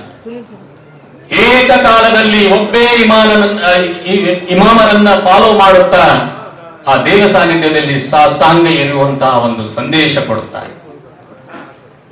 ಅಂದರೆ ಸೋದರ ಬಾಂಧವರೇ, ಜಾತಿವಾದವನ್ನು ಪೂರ್ತಿಯಾಗಿ ನಿರ್ಮೂಲನೆ ಮಾಡಿದಂತಹ ಪ್ರವಾದಿ ಸಾರದರು. ನೀವೆಲ್ಲರೂ ಆದಮನ ಸಂತತಿ, ಆದಮರನ್ನು ನಾವು ಮಣ್ಣಿನಿಂದ ಮಾಡಿದ್ದೇವೆ. ನಿಮ್ಮಲ್ಲಿ ಯಾರಾದರೂ ಉತ್ತಮರಾಗಿದ್ದರೆ ಅವರು ತನ್ನ ಕರ್ಮದಿಂದ ಮಾತ್ರ, ದೇವ ಭಯದಿಂದ ಮಾತ್ರ, ಹುಟ್ಟಿನಿಂದಲ್ಲ. ನೀವೆಲ್ಲರೂ ಎಷ್ಟು ಸಮಾನರು ಅಂದರೆ ಬಾಚಣಿಕೆ ಹಲ್ಲುಗಳು ಎಷ್ಟು ಸಮಾನವಾಗಿವೆಯೋ ಅಷ್ಟು ಸಮಾನರು. ಜಾತಿ ಹೀನನ ಮನೆಯ ಜ್ಯೋತಿತ ಹೀನವೇ, ಜಾತಿ ವಿಜಾತಿಯನ್ನದಿರು ದೇವನಲಿದಾತನೇ ಜಾತಸ್ಸ ಸರ್ವಜ್ಞ. ಸರ್ವಜ್ಞ ಅದಕ್ಕೆ ಈ ಮಾತನ್ನು ಹೇಳಿದ. ಜಾತಿಯಲ್ಲಿ ಯಾರು ಉಚ್ಚ ಮತ್ತು ನೀಚ ಅಲ್ಲ, ಅದರ ಉತ್ಕೃಷ್ಟ ಉತ್ಕೃಷ್ಟರಾಗಿದ್ದಾರೆ. ಯಾರು ಅಂದ್ರೆ ಯಾರಿಗೆ ದೇವರು ಒಲಿತಾನೆ, ದೇವರ ಸಾಮೀಪ್ಯ ಯಾರಿಗಿದೆ ಅವರು ಮಾತ್ರ ಜಾತಿಯಲ್ಲಿ ಉತ್ಕೃಷ್ಟರು ಅಂತ ಹೇಳಲಾಗಿದೆ. ಅಂದ್ರೆ ಸೋದರ ಬಾಂಧವರೇ, ವಿಶೇಷವಾಗಿ ಮನುಜನಲ್ಲಿ ದೇವರ ಬಗ್ಗೆ ಭಯ ಭಕ್ತಿ ಮೂಡದೇ ಇದ್ದರೆ ಎಂದಿಗೂ ಕೂಡ ಅವನೊಬ್ಬ ಒಳ್ಳೆಯ ಮನುಜನಾಗಲಿಕ್ಕೆ ಸಾಧ್ಯವೇ ಇಲ್ಲ. ಈ ಪವಿತ್ರ ದೇವ ಗ್ರಂಥ ಯಾವ ರೀತಿ ನಿಮಗಿಂತ ಮೊದಲು ಬಂದಂತಹ ಅನ್ಯಾಯಿಗಳ ಮೇಲೆ ಉಪವಾಸ ವ್ರತ ಕಡ್ಡಾಯವಿದೆ, ಇದರಿಂದ ನಿಮ್ಮಲ್ಲಿ ದೇವ ಭಯ ಮತ್ತು ಧರ್ಮನಿಷ್ಠೆ ಬರಲೆಂದು ಆಶಿಸಲಾಗಿದೆ. ದೇವರ ಬಗ್ಗೆ ಭಯ ಭಕ್ತಿ ಇದೆ, ಕುರಾನ್ ಕಲಿಸುವಂತಹ ಪಾಠ ಅದೇ. ಎಲ್ಲಿವರೆಗೆ ಮನುಜನಲ್ಲಿ ದೇವರ ಬಗ್ಗೆ ಭಯ ಮತ್ತು ಭಕ್ತಿ ಬರಂಗಿಲ್ಲವೋ ಆ ಸಮಾಜ ಎಂದಿಗೂ ಕೂಡ ಸುಧಾರಿಸಲಿಕ್ಕೆ ಯಾರಿಂದಲೂ ಕೂಡ ಸಾಧ್ಯವೇ ಇಲ್ಲ. ಅಂದ್ರೆ ಸೋದರ ಬಾಂಧವರೇ, ಒಂದು ಸಮಾಜ ಸುಧಾರಣೆ ಆಗ್ಬೇಕಾದ್ರೆ ದೇವರನ್ನ ನಾವು ಅರಿತುಕೊಳ್ಳಬೇಕು, ದೇವರನ್ನು ಸಲ್ಲಿಸಬೇಕು ಅನ್ನುವಂಥದ್ದು ನಮಗೆ ತಿಳಿಬೇಕು. ಅದಕ್ಕಾಗಿ ಪವಿತ್ರ ದೇವ ಗ್ರಂಥ ಕುರಾನಿನಲ್ಲಿ ಹೇಳಲಾಗಿದ್ದು ಏನು ಅಂತಂದ್ರೆ, ಕುಲ್ ಅಲ್ಲಾಹು ಅಹದ್, ಹೇಳಿ ದೇವನೊಬ್ಬನಿದ್ದಾನೆ, ನಿರಪೇಕ್ಷಿತನಾಗಿದ್ದಾನೆ, ಅವನಿಗೆ ಯಾವುದೇ ಅಪೇಕ್ಷೆ ಇಲ್ಲ. ಅವನಿಗೆ ಪೂಜಾ ಪುನಸ್ಕಾರಗಳಾಗಲಿ, ನಮಾಜ್ ಆಗಲಿ, ರೋಜಾ ಆಗಲಿ, ಹಜ್ ಜಕಾತ್ ಆಗಲಿ, ನೈವೇದ್ಯ ಆಗಲಿ, ಬಲಿ ಆಗಲಿ ಯಾವುದು ಬೇಕಾಗಿಲ್ಲ. ಆದ್ರೆ ಇವೆಲ್ಲವೂ ಕೂಡ ನಾವು ಯಾಕಾಗಿ ಮಾಡ್ತಾ ಇದ್ದೀವಿ? ದೇವ ಸಾನ್ನಿಧ್ಯದಲ್ಲಿ ನಮ್ಮ ಸ್ಥಾನ ಉತ್ಕೃಷ್ಟಗೊಳಿಸುವ ಸಲುವಾಗಿ. ಇಲ್ಲ ಒಂದು ವೇಳೆ ಅವನ ಕೀರ್ತನೆ ಅವನ ಸ್ಥಾನದಲ್ಲಿ, ಅದಕ್ಕಾಗಿ ಅವನು ಯಾವ ರೀತಿ ಇದ್ದಾನೆ, ಅವನಿಗೆ ಯಾವುದೇ ನಮ್ಮಲ್ಲಿ ಇರತಕ್ಕಂತ ವೀಕ್ನೆಸ್ ಇದೆ ಅದು ದೇವರಿಗಿಲ್ಲ. ಅವನಿಗೆ ನೀರಡಿಕೆಯಾಗಲಿ, ತೂಕಡಿಕೆಯಾಗಲಿ, ಹಸಿವಾಗಲಿ, ದಣಿವಾಗಲಿ ಇದು ಯಾವುದು ಬರಂಗಿಲ್ಲ. ಒಂದು ಕ್ಷಣದಲ್ಲಿ ಡ್ರೈವರ್ ಏನದ ಅಂದ್ರೆ ಕಣ್ಣು ಮುಚ್ಚದ ಅಂತಂದ್ರೆ ಆಕ್ಸಿಡೆಂಟ್ ಆಗೋಗುತ್ತೆ. ಇಡೀ ಸೃಷ್ಟಿ ಇದು ಒಂದು ಗ್ರಹ ಇನ್ನೊಂದು ಗ್ರಹಕ್ಕೆ ಡ್ಯಾಶ್ ಹೊಡೆಯಂಗಿಲ್ಲ. ತನ್ನ ಕಕ್ಷದಲ್ಲಿ ಏನದ ಅಂದ್ರೆ ನೀನು ಉಪ್ಪಿ ಮಾತನಾಡಬೇಡ, ದೇವರೊಬ್ಬನೇ ಕಾಣಿರೋ ಇಬ್ಬರೆಂಬುದು ಹುಸಿ ನೋಡ, ಕೂಡಲ ಸಂಗಮ ದೇವನಲ್ಲದೆ ಇಲ್ಲವೆಂದಿತು ವೇದ, ವೇದದ ಸಾರವೇ ದೇವನೊಬ್ಬನಿದ್ದಾನೆ ಅಂತ. ಈಗ ಅವನನ್ನ ಆರಾಧಿಸುವುದು ಕೂಡ ನಮಗೆ ವಚನ ಸಾಹಿತ್ಯದಲ್ಲಿಯೂ ವೇದ ಗ್ರಂಥಗಳಲ್ಲಿಯೂ ಸಿಗುತ್ತೆ. ದೇವ ಸಹಭಾಗಿತ್ವ ಮಹಾಪಾಪ ಅನ್ನುವಂಥದ್ದು ಕೂಡ ಸಿಗುತ್ತೆ. ದೇವರಿಗೆ ಸಲ್ಲತಕ್ಕಂತಹ ಪ್ರಾರ್ಥನೆಯನ್ನ ಇನ್ನಿತರಿಗೆ ಸಲ್ಲಿಸುವುದು ಇದು ಮಹಾಪಾಪ. ಇದು ಎಲ್ಲ ದೈವಿಕ ಗ್ರಂಥಗಳೇನದವ ಅಂತಂದ್ರೆ ಹೇಳ್ತದೆ. ಅಂಧಂ ತಮಃ ಪ್ರವಿಶಾಂತಿಯ ಸಂಭೂತಿ ಉಪಾಸಿತೆ ತದಭಯ ಇವತೇತನೋ ಯಾಹು ಸಂಭೂತಿ ಮೃತ. ಯಾರು ಅಸಂಭೂತಿಯನ್ನ ಆರಾಧಿಸುತ್ತಾರೋ ಅವರು ಕುರುಡು ಕತ್ತಲೆಯಲ್ಲಿದ್ದಂತೆ, ಮತ್ತು ಯಾರು ಸಂಭೂತಿಯನ್ನು ಆರಾಧಿಸುತ್ತಾರೋ ಅವರು ಅದಕ್ಕಿಂತಲೂ ಕುರುಡು ಕತ್ತಲೆಯಲ್ಲಿ ಇದ್ದಂತೆ ಅವರಿಗೆ ಜ್ಞಾನ ಲಭಿಸುವುದಿಲ್ಲ. ಅಸಂಭೂತಿ ನೈಸರ್ಗಿಕವಾದಂತಹ ವಸ್ತುಗಳಿಗೆ, ಗಿಡ ಮರ ಬೆಳ್ಳಿ ಇವುಗಳಿಗೆ ನಾವು ಅಸಂಭೂತಿ ಅಂತೀವಿ. ಇವುಗಳಿಗೆ ಆರಾಧಿಸಿದ್ರೆ ಅವನೇನದನ ಅಂತಂದ್ರೆ ಕುರುಡು ಕತ್ತಲೆಯಲ್ಲಿದ್ದಂತೆ. ಮತ್ತು ಯಾವ ಸಂಭೂತಿಯನ್ನೇ ಆರಾಧಿಸುತ್ತಾರೆ ಅಂದ್ರೆ ಕೃತಕವಾಗಿ ನಾವು ಕೈಯಿಂದ ಮಾಡಿ ಆರಾಧಿಸಿದರೆ ಅಂದ್ರೆ ದೇವ ಸಹಭಾಗಿತ್ವ ಮಹಾಪಾಪ ಎಂದು ಸಾರಲಾಗಿದೆ. ಬಸವಣ್ಣವರು ಹೇಳುತ್ತಾರೆ, ಅರಗು ತಿಂದು ಕರಗುವ ದೈವನೆಂತು ನಾನೆಂಬೆನಯ್ಯ, ಉರಿಯ ಕಂಡಡೆ ಮುರುಟುವ ದೈವನೆಂತು ನಾನೆಂಬೆನಯ್ಯ, ಅವಸರವಾದಡೆ ಮಾರುವ ದೈವನೆಂತು ನಾನೆಂಬೆನಯ್ಯ, ಅಂಜಿಕೆಯಾದಡೆ ಹೂಳುವ ದೈವನೆಂತು ನಾನೆಂಬೆನಯ್ಯ, ಕೂಡಲ ಸಂಗಮ ದೇವ ನೊಬ್ಬನೇ ದೇವ, ನಿಜ ಭಾವೈಕ್ಯ ಕೂಡಲ ಸಂಗಮ ದೇವನೊಬ್ಬನೇ ದೇವ ಅಂದ್ರೆ ಸೃಷ್ಟಿಕರ್ತನಾದ ಜಗದೀಶ್ವರನೊಬ್ಬನೇ ದೇವ. ಇವೆಲ್ಲ ನಾವು ಮಾಡ್ಕೊಂಡಿದ್ದೀವಿ. ದೇವ ಸಹಭಾಗಿತ್ವ ಅವರು ಕೂಡ ಮಹಾಪಾಪ ಅಂತ ಸಾರಿದ್ದಾರೆ.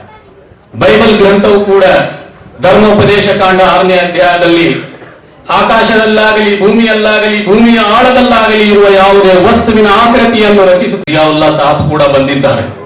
ಅವರಿಗೂ ಕೂಡ ಮಾತಾಡಬೇಕಾಗಿದೆ. ಅದಕ್ಕೆ ನನ್ನ ಮಾತು ಮಟಕು ಚಿಕ್ಕದಾದಂತಹ ಪ್ರಾರ್ಥನೆಯೊಂದಿಗೆ ಮಾಡುತ್ತೇನೆ. ಜಗದೀಶ್ವರನೇ, ಈ ಗ್ರಾಮದಲ್ಲಿ ಶಾಂತಿ ಸಮಗ್ರತೆ ನೀನು ನಿಜವಾಗಿ ದಯಪಾಲಿಸು. ಮತ್ತೆ ನಮ್ಮ ಯುವಕರಿಗೆ ಸದ್ಬುದ್ಧಿಯನ್ನು ನೀನು ದಯಪಾಲಿಸು. ನಮ್ಮ ಹಿರಿಯರಿಗೆ ನಿಜವಾಗಿ ಮುದ್ದು ಮಕ್ಕಳನ್ನ ಮತ್ತು ಯವನಸ್ಥೆಗೆ ಬಂದ ತಮ್ಮ ಮಕ್ಕಳನ್ನ ಪ್ರೀತಿಸುವಂತೆ ನೀನು ಅನುಗ್ರಹಿಸು ಮತ್ತು ಅವರ ಆಯುಷ್ಯವನ್ನ ವೃದ್ಧಿಸು. ಈ ಗ್ರಾಮದಲ್ಲಿ ಸುಖ ಶಾಂತಿ ನೆಮ್ಮದಿ ಸದಾ ಇರಲಿ ಅಂತ ಹಾರೈಸುವುದರೊಂದಿಗೆ ನನ್ನ ಮಾತಿಗೆ ವಿರಾಮ ಕೊಡುತ್ತೇನೆ. ವಾಕಿರು ದಾವನ ಅಲ್ಹಮ್ದುಲಿಲ್ಲಾಹಿ ರಬ್ಬಿಲ್ ಆಲಮೀನ್.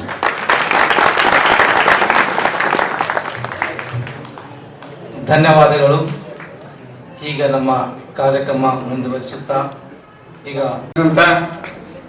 ಈ ಸಭೆಯ ಅಧ್ಯಕ್ಷರಾಗಿರುವಂತ ಮೊಹಮ್ಮದ್ ಜೀವನ್ ಸರ್ ಅವರೇ ಹಾಗೂ ಈ ಕಾರ್ಯಕ್ರಮದ ಇನ್ನೋರ್ವ ನಮ್ಮ ಮೆಥಡಿಸ್ಟ್ ಪಾಸ್ಟರ್ ಸಾಹೇಬರಾಗಿರುವಂತಹ ರವಿಕುಮಾರ್ ಸರ್ ಅವರೇ, ಅದೇ ರೀತಿಯಿಂದ ಈ ಕಾರ್ಯಕ್ರಮದಲ್ಲಿ ಇಲ್ಲಿವರೆಗೆ ಉಪನ್ಯಾಸ ನೀಡಿರುವಂತಹ ನನ್ನ ಆತ್ಮೀಯ ಮಿತ್ರ ಮೊಹಮ್ಮದ್ ಜಾಕೀರ್ ಹುಸೇನ್ ಸರ್ ಅವರೇ, ಅದೇ ರೀತಿಯಿಂದ ಈ ಕಾರ್ಯಕ್ರಮ ಈ ಜುಮ್ಮಾ ಮಸೀದಿ ಜಾಮಾ ಮಸೀದಿ ಅಧ್ಯಕ್ಷರಾಗಿಂತ ಆತ್ಮೀಯರಾಗಿರುವಂತ ಮಕ್ಮುಲ್ ಸಾಹೇಬ್ರೆ, ಅದೇ ರೀತಿಯಿಂದ ಈಗ ಒಂದು ಮೇಳದ ಅಧ್ಯಕ್ಷರಾಗಿರುವಂತ ನಮ್ಮ ಕಮಿಟಿ ಅಧ್ಯಕ್ಷರಾದಂತ ಮೊಹಮ್ಮದ್ ಗುಡು ಸಾಬ್ ಸರ್ ಅವರೇ, ಹಾಗೂ ಈ ಆಯೋಜನೆ ಮಾಡಿರುವಂತ ನನ್ನ ಆತ್ಮೀಯ ವಿದ್ಯಾರ್ಥಿಯಾಗಿರುವಂತ ಮೊಹಮ್ಮದ್ ಶೇರಲಿ ಸ್ಥಾನೀಯ ಸಂಚಾಲಕರವರೇ, ಹಾಗೂ ನನ್ನ ಆತ್ಮೀಯ ವಿದ್ಯಾರ್ಥಿ ಅಂತ ಸ್ಥಾನೀಯ ಸಂಚಾಲಕ ಮೊಹಮ್ಮದ್ ರಫೀಕ್ ಅವರೇ, ಇಂಜಿನಿಯರ್ ಸಾಹೇಬರೇ, ಹಾಗೂ ವೇದಿಕೆ ಮೇಲಿರುವಂತ ನಮ್ಮ ಊರಿನ ಹಿರಿಯರಾಗಿರುವಂತ ಬಾಬುರಾವ್ ಪಾಟೀಲ್ ಸರ್ ಅವರೇ, ಹಾಗೂ ವೇದಿಕೆ ಮೇಲಿದ್ದಂತ PLD ಬ್ಯಾಂಕಿನ ನಿರ್ದೇಶಕರಿಂದ ದೇವೇಂದ್ರಪ್ಪ ಸಹೋದರ ಅವರೇ, ನನ್ನ ಸಮಾಜದ ಮುಖಂಡರಾಗಿರುವಂತ ರಾಮನು ಮಂತ್ರಿ ಅವರೇ, ಮತ್ತು ವೇದಿಕೆ ಮೇಲೆ ಕುಂತಂತ ಎಲ್ಲ ನನ್ನ ಸಹೋದರರು ಮತ್ತು ಎಲ್ಲ ನನ್ನ ತಂದೆಯರಿಗೆ ನಮಸ್ಕರಿಸುತ್ತಾ, ಈ ಪವಿತ್ರ ರಂಜಾನ್ ದಿನದಂದು ನನಗೆ ಒಂದು ಸನ್ಮಾನ ಮಾಡಲಿಕ್ಕೆ ಕರೆಸಿದ್ದಕ್ಕೆ ನನಗೆ ತುಂಬಾ ಸಂತೋಷ.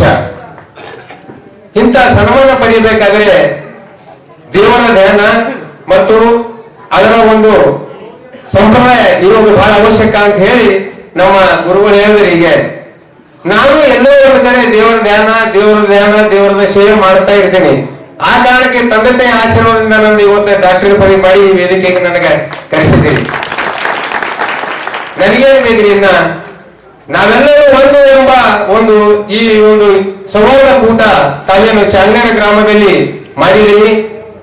ಇಂಥ ಒಂದು ಪವಿತ್ರ ರಂಜಾನ ಒಂದು ತಿಂಗಳಿನಲ್ಲಿ 12 ತಿಂಗಳಲ್ಲಿ 9ನೇ ತಿಂಗಳಿಗೆ ಇದು ಬಹಳ ಪವಿತ್ರ ದಿನ ಅಂದ್ರೆ ರಂಜಾನ. ಈ ರಂಜಾನ ದಿನದಲ್ಲಿ ಪ್ರತಿಯೊಬ್ಬರ ಪ್ರಾರ್ಥನೆ, ಈ ಪ್ರಾರ್ಥನೆಯಿಂದ ಕರುಣೆ, ಆಧ್ಯಾತ್ಮಿಕ ಮತ್ತು ಒಂದು ದಾನದ ಒಂದು ಸಂಗಮವಾಗಿ ಈ ರಂಜಾನ್ ಒಂದು ತಿಂಗಳಲ್ಲಿ ನಡೀತದೆ. ನನ್ನ ಸೋದರ ಹೇಳುವ ಇಲ್ಲಿವರೆಗೆ ನಾನು ಯಾವಾಗಲೂ ಜಾಕೀರ್ ಅವರ ಒಂದು ಭಾಷಣ ಕೇಳ್ತೇನೆ.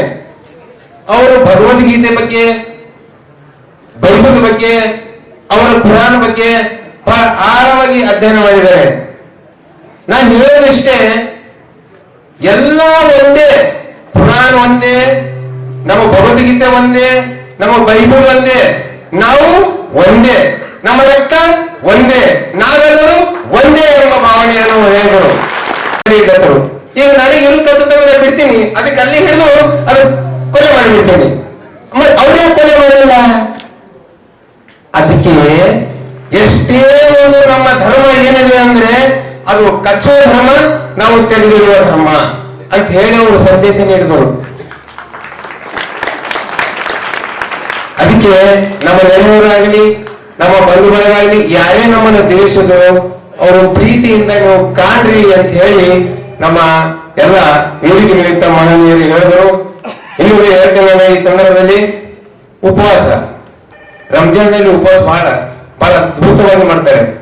ಅದಕ್ಕೆ ಹೇಳ್ತಾರೆ, ಎಲ್ಲಿ ಶಕ್ತಿ ಇರ್ತದ ಅಲ್ಲಿ ಭಕ್ತಿ ಇರ್ತದ.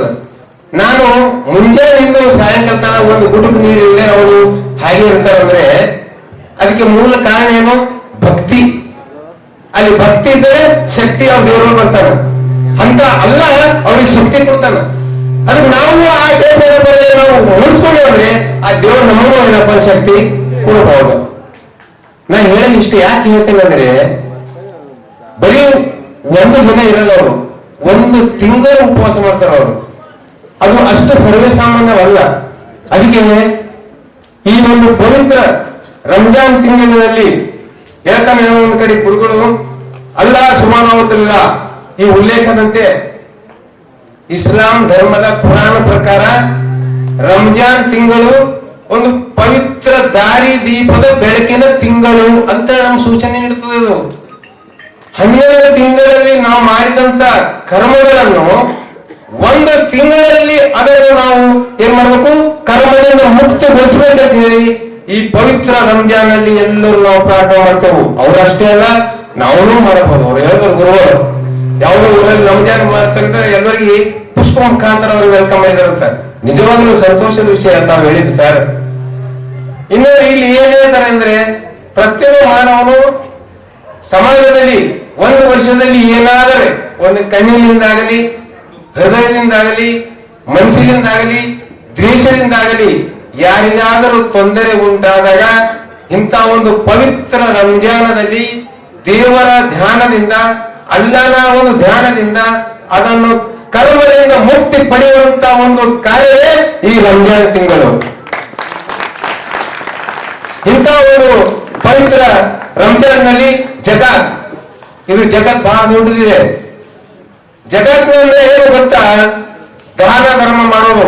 ಅವರು ಕುರಾನ್ ನಲ್ಲಿ ಹೇಳ್ತಾನೆ, ಯಾವುದೇ ಒಂದು ಶ್ರೀಮಂತ ವ್ಯಕ್ತಿ ಸಂಪಾದನೆ ಇದ್ದರೆ ಅದರ ಕನಿಷ್ಠ ಸಮಾಜಕ್ಕಾಗಿ 1% ದಾನ ಮಾಡಿ ಅಂತ ಹೇಳ್ತಾರ. ಅವ್ರ ಧರ್ಮ ಮೇಲಿದೆ. ಹಾಗಾಗಿ ನಾವು ಪ್ರತಿಯೊಬ್ಬರು ಎಷ್ಟೇ ಶ್ರೀಮಂತರಿದ್ದರು ಕೆಲವರು ದಾನ ಧರ್ಮನೇ ಇರುವುದಿಲ್ಲ. ಯಾರು ದಾನ ಧರ್ಮ ಮಾಡ್ತಾರೋ ಅವ್ರಿಗೆ ಸ್ವರ್ಗವು ದೇವರು ಏನ್ ಮಾಡ್ತಾನೆ, ಅವರಿಗೆ ಸ್ವರ್ಗದಲ್ಲಿ ಕರೆಸಲಿಕ್ಕೆ ಪ್ರಯತ್ನ ಮಾಡ್ತಾನೆ ಅಂತ ಕುರಾನ್ನ ಸಂದೇಶ ಪ್ರಕಾರ.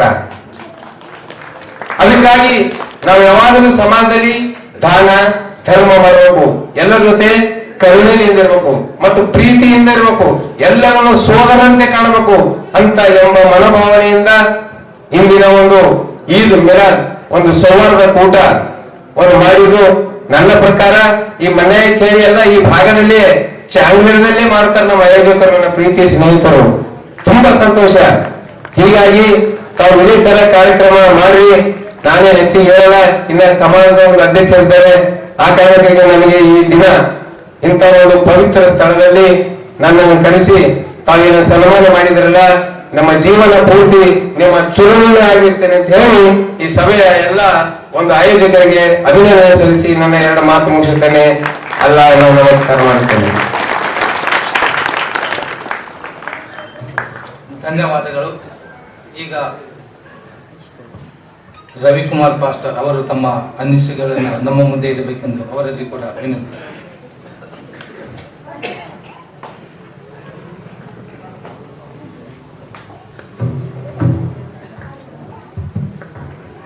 ಸೃಷ್ಟಿಕರ್ತನಾಗಿರುವ ದೇವರಿಗೆ ಕೃತಜ್ಞತಾ ಸ್ತೋತ್ರ ಸಲ್ಲಿಸುತ್ತೇನೆ. ಮತ್ತು ಈ ಸಮಯದಲ್ಲಿ ನಮ್ಮ ಚಾಂಗ್ಲೇರ ಗ್ರಾಮದಲ್ಲಿ 2026ನೇ ಸಾಲಿನ ಈದ್ ಮಿಲನ್ ಸೌಹಾರ್ದ ಕೂಟವನ್ನ ಸೃಷ್ಟಿಕರ್ತರಾಗಿರುವ ದೇವರು ಆಯೋಜಿಸಿದ್ದಾನೆ. ಮೊಟ್ಟ ಮೊದಲನೇದಾಗಿ ಅದಕ್ಕೆ ಪದಾಧಿಕಾರಿಗಳಾಗಿ ಅನೇಕರನ್ನ ಉಪಯೋಗ ಮಾಡಿಕೊಳ್ತಾ ಇದ್ದಾನೆ. ಇದರಲ್ಲಿ ಶ್ರಮ ಪಟ್ಟಿರುವಂತಹ ಎಲ್ಲರಿಗೂ, ಆಯೋಜಕರಿಗೂ, ಪ್ರತಿಯೊಬ್ಬರಿಗೂ ಮತ್ತು ವೇದಿಕೆ ಮೇಲೆ ಆಸನರಾಗಿರುವಂತಹ ಪ್ರತಿಯೊಬ್ಬರಿಗೂ ಸೇರಿರುವಂತಹ ತಮ್ಮೆಲ್ಲರಿಗೂ ಪ್ರಭು ಯೇಸು ಕ್ರಿಸ್ತನ ನಾಮದಲ್ಲಿ ಸ್ವಾಗತ ಬಯಸುತ್ತೇನೆ. ಪ್ರಿಯವಾದವರೇ, ಈಗಾಗಲೇ ಎಲ್ಲ ವಿಷಯಗಳನ್ನು ನಾವು ಕಲಿತುಕೊಂಡಿದ್ದೇವೆ. ಸಮಯದ ಅಭಾವವಿದೆ. ಒಟ್ಟು ಮೊದಲನೇದಾಗಿ ಮನುಷ್ಯನ ಜೀವಿತವನ್ನ ಬದಲಾವಣೆ ಆಗಬೇಕು ಅಂದ್ರೆ ಅವನಿಗೆ ಪಶ್ಚಾತ್ತಾಪ ಬೇಕು. ಈ ಪವಿತ್ರವಾದಂತಹ ಕುರಾನಿನ ಸಂದೇಶವನ್ನ ಈಗಾಗಲೇ ಮೊಹಮ್ಮದ್ ಜಾಕಿರ್ ಹುಸೇನ್ ಅವರು ಬಹಳ ಸುಂದರವಾಗಿ ಹೇಳಿದರು. ಮನುಷ್ಯನ ಬದಲಾವಣೆ ಆಗಬೇಕು ಅಂದ್ರೆ ಅವನು ಪಶ್ಚಾತ್ತಾಪ ಪಡಬೇಕು, ಪ್ರಾರ್ಥನೆ ಮಾಡಬೇಕು, ದೇವರ ನೆನೆಸಿಕೊಳ್ಳಬೇಕು. ದೇವರೇ, ನನ್ನನ್ನು ಈ ಭೂಮಿ ಮೇಲೆ ಇಟ್ಟಿದ್ದಿ, ಅದು ನನ್ನ ಮೂಲಕವಾಗಿ ಒಳ್ಳೆ ಕಾರ್ಯಗಳು ನಡೀಬೇಕು ಅಂತ ಪ್ರಾರ್ಥನೆ ಮಾಡಬೇಕು. ಅನೇಕ ಧರ್ಮಗಳಿದೆ, ಧರ್ಮ ಗ್ರಂಥಗಳಿದೆ. ಯಾವುದು ಧರ್ಮ ಕೆಟ್ಟದ್ದು ಮಾಡು ಅಂತ ಯಾರಿಗೂ ಹೇಳಿಲ್ಲ, ಹೇಳುವುದೂ ಇಲ್ಲ. ಆದರೆ ಕೆಟ್ಟದ್ದು ಮಾಡುವವರು ಯಾವುದಾದ್ರೂ ಧರ್ಮದ ಸ್ವೀಕಾರ ಮಾಡಿಕೊಂಡವರು ಇರ್ತಾರೆ. ಅದಕ್ಕೆ ಆ ಸರ್ವಶಕ್ತನಾಗಿರುವ ದೇವರ ನೀರಿ ನಡೆಯುವವರೇ ತೊಲಗಿ ಹೋಗಿ, ನಿಮಗೆ ನನ್ನ ಕಡೆಗೆ ಆಸ್ಪದೆ ಇಲ್ಲ ಅಂತ ಹೇಳ್ತಾನೆ. ಅದಕ್ಕೆ ಪ್ರಭು ಯೇಸು ಅವರೊಂದು ಮಾತನ್ನ ಹೇಳಿದ್ರು, ಒಬ್ಬ ವ್ಯಕ್ತಿ ಲೂಕನ ಬರೆದ ಸುವಾರ್ತೆ 18ನೇ ಅಧ್ಯಾಯದಲ್ಲಿ ಹೇಳ್ತಿದೆ, ಒಬ್ಬ ವ್ಯಕ್ತಿಯು ಶ್ರೀಮಂತನಾಗಿರ್ತಾನೆ. ಯೇಸು ಸ್ವಾಮಿಯನ್ನು ನೋಡಿ ಆತನು ಹತ್ತಿರಕ್ಕೆ ಬರ್ತಾನೆ. ಯೇಸು ಸ್ವಾಮಿಯನ್ನ ಆ ಶ್ರೀಮಂತನು ಕೇಳ್ತಾನೆ, ಒಳ್ಳೆ ಬೋಧಕನೇ, ನಾನು ನಿತ್ಯ ಜೀವ ಪಡಿಬೇಕಾದ್ರೆ ಏನ್ ಮಾಡಬೇಕು ಅಂತ ಕೇಳ್ತಾನೆ. ನಾನು ನಿತ್ಯ ಜೀವ ಪಡಿಬೇಕಾದ್ರೆ ಏನ್ ಮಾಡಬೇಕು ಅಂತ ಪ್ರಭು ಯೇಸು ಅವರನ್ನು ಕೇಳಿದಾಗ ಅವರು ಹೇಳ್ತಾರೆ, ನೀನು ನಿನ್ನ ತಂದೆ ತಾಯಿಗಳನ್ನ ಏನ್ ಮಾಡು, ಸನ್ಮಾನಿಸು. ನೀನು ದೇವರನ್ನ ಆರಾಧನೆ ಮಾಡು. ಈ ಲೋಕದಲ್ಲಿ ವಾಸ ಮಾಡಲಿಕ್ಕಿರುವಾಗ ನೀನು ದೇವರ ಜೊತೆಯಲ್ಲಿ ಸಂಪರ್ಕವಾಗಿರುವಂತ ಹೇಳಿದಾಗ, ಹೌದಾ ಇದಿಷ್ಟೇನಾ, ಇದೆಲ್ಲ ನಾನು ಚಿಕ್ಕಂದಿನಿಂದಲೇ ಮಾಡಿದ್ದೇನೆ, ಮತ್ತೇನಾದ್ರೂ ಇದ್ರೆ ಹೇಳು ಅಂತ ಮರುಪ್ರಶ್ನೆ ಮಾಡ್ತಾನೆ. ಮರುಪ್ರಶ್ನೆ ಮಾಡಿದಾಗ ಪ್ರಭು ಯೇಸು ಅವರು ಹೇಳ್ತಾರೆ, ನಿಮಗಿರುವಂತ ಆಸ್ತಿಯನ್ನ ಮಾಡಿ ಬಡವರನ್ನ ಹಂಚಿಬಿಡು. ಪರಲೋಕದಲ್ಲಿ ನಿನಗೆ ಏನಿರ್ತದೆ, ಬಹಳ ಸ್ವತ್ತು ಸಂಪತ್ತು ಇರ್ತದೆ ಅಂತ ಹೇಳಿದಾಗ ಆತನಿಗೆ ಬಹಳ ದುಃಖವಾಯಿತು. ಯಾಕೆಂದ್ರೆ ಲೋಕದಲ್ಲಿ ಬಹಳ ಆಸೆ ಆಕಾಂಕ್ಷೆಯುಳ್ಳವಂತ ವ್ಯಕ್ತಿಯಾಗಿದ್ದ. ಅವನು ಹೇಳ್ತಾನೆ, ಅವನ ಮನಸ್ಸು ಒಪ್ಪಲಿಲ್ಲ. ನಾನು ಇಂಥದ್ದು ಆಸ್ತಿ ಎಲ್ಲ ಮಾಡಿ ನಾನು ಬಡವರಿಗೆ ಕೊಡುವುದು ಹೇಗೆ, ಇದು ನಾನು ಹಾಗೆ ಕೊಟ್ಟಿದ್ರೆ ನಾನೇನು ಮಾಡ್ಲಿ ಎಂದು ಆಲೋಚನೆ ಮಾಡದ. ಅವಾಗ ಪ್ರಭು ಯೇಸು ಅವರು ಮಾತನ್ನ ಹೇಳ್ತಾರೆ, ಸೂಚಿ ಕಣದಲ್ಲಿ ಒಂಟೆ ನಗುವುದು ಸುಲಭ, ಆದರೆ ಶ್ರೀಮಂತನು, ಐಶ್ವರ್ಯವಂತನು, ಧನವಂತನು ಪರಲೋಕ ರಾಜ್ಯದಲ್ಲಿ ಸೇರುವುದು ಬಹಳ ಕಷ್ಟ. ಎಷ್ಟು ಸುಂದರವಾದಂತ ಮಾತನ್ನು ಅವರು ಹೇಳಿದಾರಂದ್ರೆ, ಯಾವ ವ್ಯಕ್ತಿಯಲ್ಲಿ ತನಗಿರುವುದನ್ನು ಇನ್ನೊಬ್ಬರಿಗೆ ಕೊಟ್ಟು ಸಂತೋಷ ಪಡಿಸಿಕೊಳ್ಳುವುದಿಲ್ಲವೋ ಅವನಿಗೆ ದೇವರ ರಾಜ್ಯದಲ್ಲಿ ಸ್ಥಳವಿಲ್ಲ. ಯಾರೇ ಮನುಷ್ಯನಾಗಿರಲಿ, ಯಾವುದೇ ಸಂಪರ್ಕದಲ್ಲಿರಲಿ, ಆದರೆ ಮನುಷ್ಯನು ಮನುಷ್ಯನಾಗಿ ಬದುಕಬೇಕು ಎಂದು ಈ ಲೋಕಕ್ಕೆ ಬಂದು ತಿಳಿಸಿದ್ದಾರೆ. ಹಾಗಾದ್ರೆ ದೇವರ ಮಕ್ಕಳು ಇವತ್ತು ನಾವೆಲ್ಲರೂ ಅರ್ಥ ಮಾಡಿಕೊಳ್ಬೇಕು ಏನಂದ್ರೆ, ಮುಖ್ಯವಾಗಿ ನಾನು ಹೇಗಿದೆಯೋ, ನನ್ನ ಜೀವಿತ ಹೇಗಿದೆಯೋ ಹಾಗೆ ಇನ್ನೊಬ್ಬರ ಜೀವಿತ ಇದೆಯಲ್ವಾ ಅಂತ ತಿಳಿದುಕೊಳ್ಳುವುದೇ ಸ್ವರ್ಗ. ತಿಳಿದುಕೊಳ್ಳುವುದೇ ಸ್ವರ್ಗ. ನಾನೊಬ್ಬನೇ ಶ್ರೇಷ್ಠನಾಗಿರ್ಬೇಕು, ನಾನೊಬ್ಬನೇ ದೊಡ್ಡ ವ್ಯಕ್ತಿ ಆಗ್ಬೇಕು, ಯಾರು ಬೆಳಿಬಾರ್ದು, ಯಾರು ಒಳ್ಳೆಯವರಾಗಬಾರ್ದು, ನಾನೊಬ್ಬನೇ ಒಳ್ಳೆಯವನಾಗಬೇಕು ಅಂತ ಬಯಸುವವರೇ ನರಕ. ಹಾಗಾದ್ರೆ ಅರ್ಥ ಮಾಡಿಕೊಳ್ಳಿ ಇವತ್ತ ಈ ಸಂದರ್ಭದಲ್ಲಿ, ಈ ಮುಖ್ಯವಾಗಿ ಸತ್ಯವೇದದ ವಾಕ್ಯಗಳಲ್ಲಿ ನೋಡುವಾಗಲೂ ಕೂಡ 40 ದಿವಸ ಉಪವಾಸ ಪ್ರಾರ್ಥನೆ ಪ್ರಭು ಯೇಸುಗಳು ಮಾಡಿದ್ರು. ಈ ಕುರಾನ್ ದೃಷ್ಟಿಯಲ್ಲಿ ನೋಡುವಾಗ 30 ದಿವಸ ಉಪವಾಸ ಪ್ರಾರ್ಥನೆ ಮಾಡ್ತಾರೆ. ಯಾಕೆ ಪ್ರಾರ್ಥನೆ ಮಾಡ್ಬೇಕು ಅಂದ್ರೆ ಪಶ್ಚಾತ್ತಾಪ ಪಡ್ಕೊಳ್ಬೇಕು. ನಮ್ಮನ್ನು ನಾವು ಪಶ್ಚಾತ್ತಾಪ ಪಡ್ಕೊಳ್ಬೇಕು. ದೇವರೇ, ನನ್ನ ಪಾಪಗಳನ್ನು ಅರಿಕೆ ಮಾಡುತ್ತೇನೆ, ದೇವರೇ ನನ್ನ ಪಾಪಗಳನ್ನು ಬಿಡುಗಡೆ ಮಾಡು, ನಾನು ನೂತನ ಸೃಷ್ಟಿ ಆಗಬೇಕು, ನಿನಗೆ ಮಹಿಮೆ ತರುವ ಮಗನಾಗಿ ಲೋಕದಲ್ಲಿ ಕಾಣಬೇಕು ಅನ್ನುವುದು ಇದು ಪ್ರಾರ್ಥನೆ. ಒಂದು ಉದಾಹರಣೆ ಹೇಳಿ ಮುಕ್ತಾಯಪಡಿಸ್ತೇನೆ, ಸಮಯ ನಾನು ತೆಗೆದುಕೊಳ್ಳುವುದಿಲ್ಲ. ಒಂದು ಮನುಷ್ಯನಲ್ಲಿ 30,000, 40,000, 50,000, 1 ಲಕ್ಷ, 1.5 ಲಕ್ಷದ ಮೊಬೈಲ್ಗಳು ನಿಮ್ಮ ಕೈಯಲ್ಲಿ ಇರ್ತದಲ್ವಾ? 500, 600, 1,000 ಬೆಲೆಯುಳ್ಳದ್ದು ಮೊಬೈಲ್ ಕೈಯಲ್ಲಿ ಇರ್ತದೆ. ಆದರೆ ಅದರಲ್ಲಿ ಅನೇಕ ಫೆಸಿಲಿಟೀಸ್ ಗಳನ್ನ ಕೊಟ್ಟಿದ್ದಾರೆ. ಅದಕ್ಕೆ ದಿನ ಏನು ಮಾಡಬೇಕು? 1,000 ಮೊಬೈಲ್ಗೂ ಚಾರ್ಜಿಂಗ್ ಮಾಡಬೇಕು, 1.5 ಲಕ್ಷದ ಮೊಬೈಲ್ಗೂ ಚಾರ್ಜಿಂಗ್ ಮಾಡಬೇಕು. ಚಾರ್ಜಿಂಗ್ ಇಲ್ಲ ಅಂದ್ರೆ ಮೊಬೈಲ್ ಕೆಲಸ ಮಾಡುವುದಿಲ್ಲ. ಹಾಗೆಯೇ ಮನುಷ್ಯನು ಬಡವನಾಗಿರಲಿ, ಐಶ್ವರ್ಯವಂತನಾಗಿರಲಿ, ಯಾರೇ ಆಗಿರಲಿ, ಆತ್ಮನ ಪಶ್ಚಾತ್ತಾಪ ಪಡಬೇಕು, ಸೃಷ್ಟಿಕರ್ತನನ್ನು ನೆನೆಸಿಕೊಳ್ಳಬೇಕು. ಅಲ್ಲಿ ನಾವು ಒಬ್ಬರಿಗೊಬ್ಬರು ಪ್ರೀತಿ ಉಳ್ಳವರಾಗಬೇಕು. ಅವಾಗಲೇ ಸಮಾಜದಲ್ಲಿ ಪ್ರೀತಿ, ವಿಶ್ವಾಸ, ಪ್ರಾಮಾಣಿಕತೆಯನ್ನು ಬರುವುದಕ್ಕೆ ಸಾಧ್ಯ ಎಂಬುದಾಗಿ ತಿಳಿಸ್ತೇನೆ. ಮತ್ತು ನಾನು ಈ ಗ್ರಾಮದಲ್ಲಿ ಸೃಷ್ಟಿಕರ್ತನಾಗಿರುವ ದೇವರ ಸುವಾರ್ತೆಯನ್ನು ಸಾರಲಿಕ್ಕೆ 3 ವರ್ಷದಿಂದ ಬಂದಿದ್ದೇನೆ. ಒಂದು ಸಂತೋಷದ ಹೆಮ್ಮೆ ಪಡುತ್ತೇನೆ. ನಮ್ಮ ಈ ಚಾಂಗ್ಲೇರ ಗ್ರಾಮದಲ್ಲಿ ಈದ್ ಮಿಲನ್ ಸೌಹಾರ್ದ ಕೂಟದಲ್ಲಿ ನಾನು 2ನೇ ಸಾರಿ ಭಾಗಿಯಾಗಿದ್ದೇನೆ. ಬಹಳ ಸಂತೋಷ. ಎಲ್ಲಾ ಜನರು ಇಲ್ಲಿ ಸೇರಿ ಬರ್ತಾರೆ, ಬಹಳ ಸಂತೋಷ. ಮತ್ತೊಂದು ಸಾರಿ ಇದನ್ನ ಯೋಜನೆ ಮಾಡಿರುವಂತ ಎಲ್ಲರಿಗೂ ಈ ಒಂದು ಮಸೀದಿಯ ಎಲ್ಲ ಸದಸ್ಯರುಗಳಿಗೆ ನಾನು ಧನ್ಯವಾದಗಳನ್ನು ಸಲ್ಲಿಸ್ತೇನೆ. ಕರ್ತನ ಪ್ರೀತಿ ಅನ್ನುವಂಥ ತಿಳಿಸಿಕೊಡ್ತಾ ಇದ್ದೀರಿ, ಬಹಳ ಸಂತೋಷದ ವಿಷಯ. ಮತ್ತು ಮುಖ್ಯವಾಗಿ ಈ ಒಂದು ಗ್ರಾಮದಲ್ಲಿ ಎಲ್ಲಾ ಧರ್ಮಗಳು ಇವೆ, ಎಲ್ಲ ವೇದ ವಾಕ್ಯಗಳು ಇವೆ. ಆದರೆ ಒಬ್ಬರಿಗೊಬ್ಬರು ವೈಮನಸ್ಸುಗಳು ನಾನು ಕಂಡಿಲ್ಲ. ಸ್ವಲ್ಪ ನಾವು ಹೇಳ್ತೇವೆ, ಒಬ್ಬರನ್ನೊಬ್ಬರು ನೋಡಿದ್ರೆ ಪ್ರೀತಿ ಇದೆ, ಬೇರೆ ಕಡೆಗೆ ಹಾಗೆಲ್ಲ ಇಲ್ಲ. ಅನೇಕ ದ್ವೇಷಗಳಿದೆ. ಯಾಕೆ? ನಿಜವಾಗಿಯೂ ದೇವರ ಭಯ ಇಲ್ಲ. ಈ ಗ್ರಾಮದಲ್ಲಿ ದೇವರ ಭಯ ಎಲ್ಲರಿಗೂ ಇದೆ. ಅದಕ್ಕೋಸ್ಕರವಾಗಿ ದೇವರ ಭಯವೇ ಜ್ಞಾನಕ್ಕೆ ಮೂಲ ಎಂದು ದೇವರ ವಾಕ್ಯ ಹೇಳ್ತದೆ. ನಮಗೆ ಜ್ಞಾನ ಬರಬೇಕು ಅಂದರೆ ದೇವರ ಭಯ ನಮಗಿರಬೇಕು. ಆ ದೇವರ ಭಯದಲ್ಲಿ, ಭಕ್ತಿಯಲ್ಲಿ ನಾವೆಲ್ಲರೂ ಜೀವಿಸಿ ನಮ್ಮನ್ನು ಉಂಟು ಮಾಡುವ ದೇವರಿಗೆ ನಾವೆಲ್ಲರೂ ಸಾಕ್ಷಿಗಳಾಗಿರುವಂತೆ ದೇವರು ಸಹಾಯ ಮಾಡಿ, ಹೊಂದಾಣಿಕೆಯಲ್ಲಿ ಜೀವಿಸುವಂತೆ ಸಹಾಯ ಮಾಡು. ನಮ್ಮ ಗ್ರಾಮದಲ್ಲಿರುವಂತ ಎಲ್ಲಾ ವ್ಯಕ್ತಿಗಳನ್ನ, ಪ್ರತಿಯೊಂದು ಕುಟುಂಬಗಳನ್ನ ನೀನು ಆಶೀರ್ವಾದ ಮಾಡು ಪ್ರಭು. ಎಲ್ಲರೂ ಹೆಚ್ಚಿನ ಜ್ಞಾನವನ್ನು ಹೊಂದಿಕೊಂಡು ನಿನಗೆ ಮಹಿಮೆ ತರುವಂತೆ ಸಹಾಯ ಮಾಡಬೇಕಾಗಿ ಪ್ರಭು ಯೇಸು ಕ್ರಿಸ್ತರ ನಾಮದಲ್ಲಿ ಪ್ರಾರ್ಥನೆ ಬೇಡಿ ಹೊಂದಿದ್ದೇವೆ ನಮ್ಮ ತಂದೆಯೇ, ಆಮೇಲೆ. ಸಮಯ ಕೊಟ್ಟಂತ ತಮ್ಮೆಲ್ಲರಿಗೂ ಧನ್ಯವಾದಗಳು.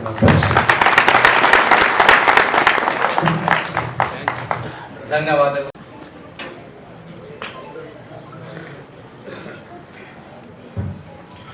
अल्हम्दुलिल्लाह अल्हम्दुलिल्लाह रब्बिल आलमीन अस्सलातु वस्सलामु अला रसूलिहिल करीम व अला आलिहि व सहाबिहि अज्मईन इला यौमिद्दीन.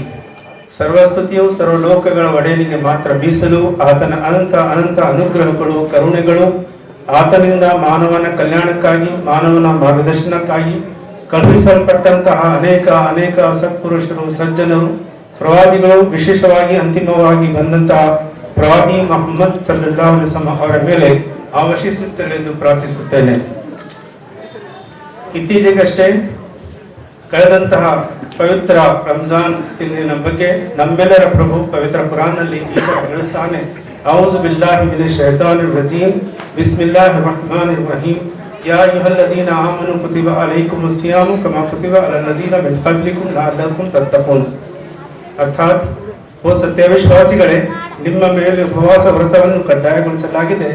ಯಾವ ರೀತಿ ಎಂದರೆ, ನಿಮಗಿಂತ ಮುಂಚೆ ಬಂದಂತಹ ಪ್ರವಾದಿಗಳ ಅನುಯಾಯಿಗಳ ಮೇಲೆ ಉಪವಾಸ ವ್ರತವನ್ನು ಕಡ್ಡಾಯಗೊಳಿಸಲಾಗಿತ್ತು. ಅದೇ ರೀತಿಯಲ್ಲಿ ಇದರಿಂದ ನಿಮ್ಮಲ್ಲಿ ದೇವನಿಷ್ಠೆ ಉಂಟಾಗಲಿದೆ ಎಂಬ ಆಶಯದೊಂದಿಗೆ ಇಂದಿನ ಈ ಶುಭ ಸಂಜೆಯಲ್ಲಿ ಚಾಂಗ್ಲೆ ಗ್ರಾಮದಲ್ಲಿ ಆಯೋಜಿಸಲ್ಪಟ್ಟಂತಹ ಜಮಾತ್ ಇಸ್ಲಾಮಿ ಹಿಂದ್ ಚಾಂಗ್ಲೆ ಘಟಕ ವತಿಯಿಂದ ಆಯೋಜಿಸಲ್ಪಟ್ಟಂತಹ ಈದ್ ಸೌಹಾರ್ದ ಕೂಟ, ಈದ್ ಮಿಲನ್ ಸಮಾರಂಭದಲ್ಲಿ ಅತಿಥಿಗಳಾಗಿ ಬಂದಂತಹ ಪಾಸ್ಟರ್ ರವಿಕುಮಾರ್ ಅವರೇ, ಡಾಕ್ಟರ್ ರವಿಕುಮಾರ್ ಅವರೇ, ಜಮಾತ್ ಇಸ್ಲಾಮಿ ಹಿಂದಿನ ಬೀದರ್ ಜಿಲ್ಲಾ ಸಂಚಾಲಕ ಇಕ್ಬಾಲ್ ಗಾಜಿ ಅವರೇ, ಬಸವ ಕಲ್ಯಾಣಿ ಬಂದಂತಹ ಅಲ್ತಾಫ್ ಹುಂಜದ್ರವರೇ ಮತ್ತು ಈ ವೇದಿಕೆ ಮೇಲೆ ಸೇರಿದಂತಹ ಈ ಊರಿನ ಗಣ್ಯರೇ ಮತ್ತು ವೇದಿಕೆ ಎದುರುಗಡೆ ಕುಳಿತಂತಹ ನನ್ನೆಲ್ಲ ಹಿರಿಯರೇ, ಗೌರವಾನ್ವಿತರೇ, ಸಹೋದರರೇ, ನಮಗೆಲ್ಲರಿಗೂ ಅಸ್ಸಲಾಮು ಅಲೈಕುಂ ವರಹಮತುಲ್ಲಾಹಿ ಬರ್ಕಾತಹು.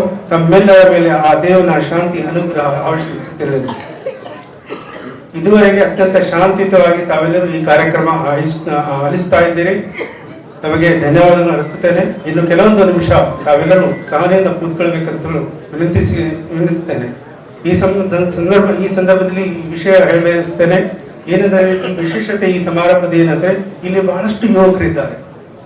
ಇವತ್ತಿನ ಕಾಲದಲ್ಲಿ ಧಾರ್ಮಿಕ ಕಾರ್ಯಕ್ರಮಗಳಲ್ಲಿ ಯುವಕರು ಬರೋದು ಬಹಳ ಕಷ್ಟ.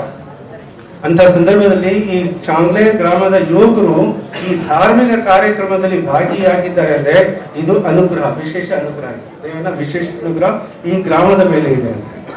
ಇನ್ನೊಂದು ವಿಶೇಷತೆ ಈ ಕಾರ್ಯಕ್ರಮದ ಬಗ್ಗೆ ಹೇಳಬೇಕು. ನಾವು ಭೂಮಂಡಲದ ಗ್ಲೋಬ್ ಇರುತ್ತಲ್ಲ, ಟೇಬಲ್ ಮೇಲೆ ಇರ್ತಿರೋ ಸ್ಕೂಲಲ್ಲಿ ಪ್ರಿನ್ಸಿಪಲ್ ಅವರ ಟೇಬಲ್ ಮೇಲೆ ಇರುತ್ತೆ. ಆ ಭೂಮಂಡಲದಲ್ಲಿ ಆ ಗ್ಲೋಬ್ ಭೂಮಿಯಲ್ಲಿ ಕಾಣ್ತಾ, ಅಲ್ಲಿ ಗೆರೆಗಳು ಹಾಕಿದ್ವಿ ನಾವು.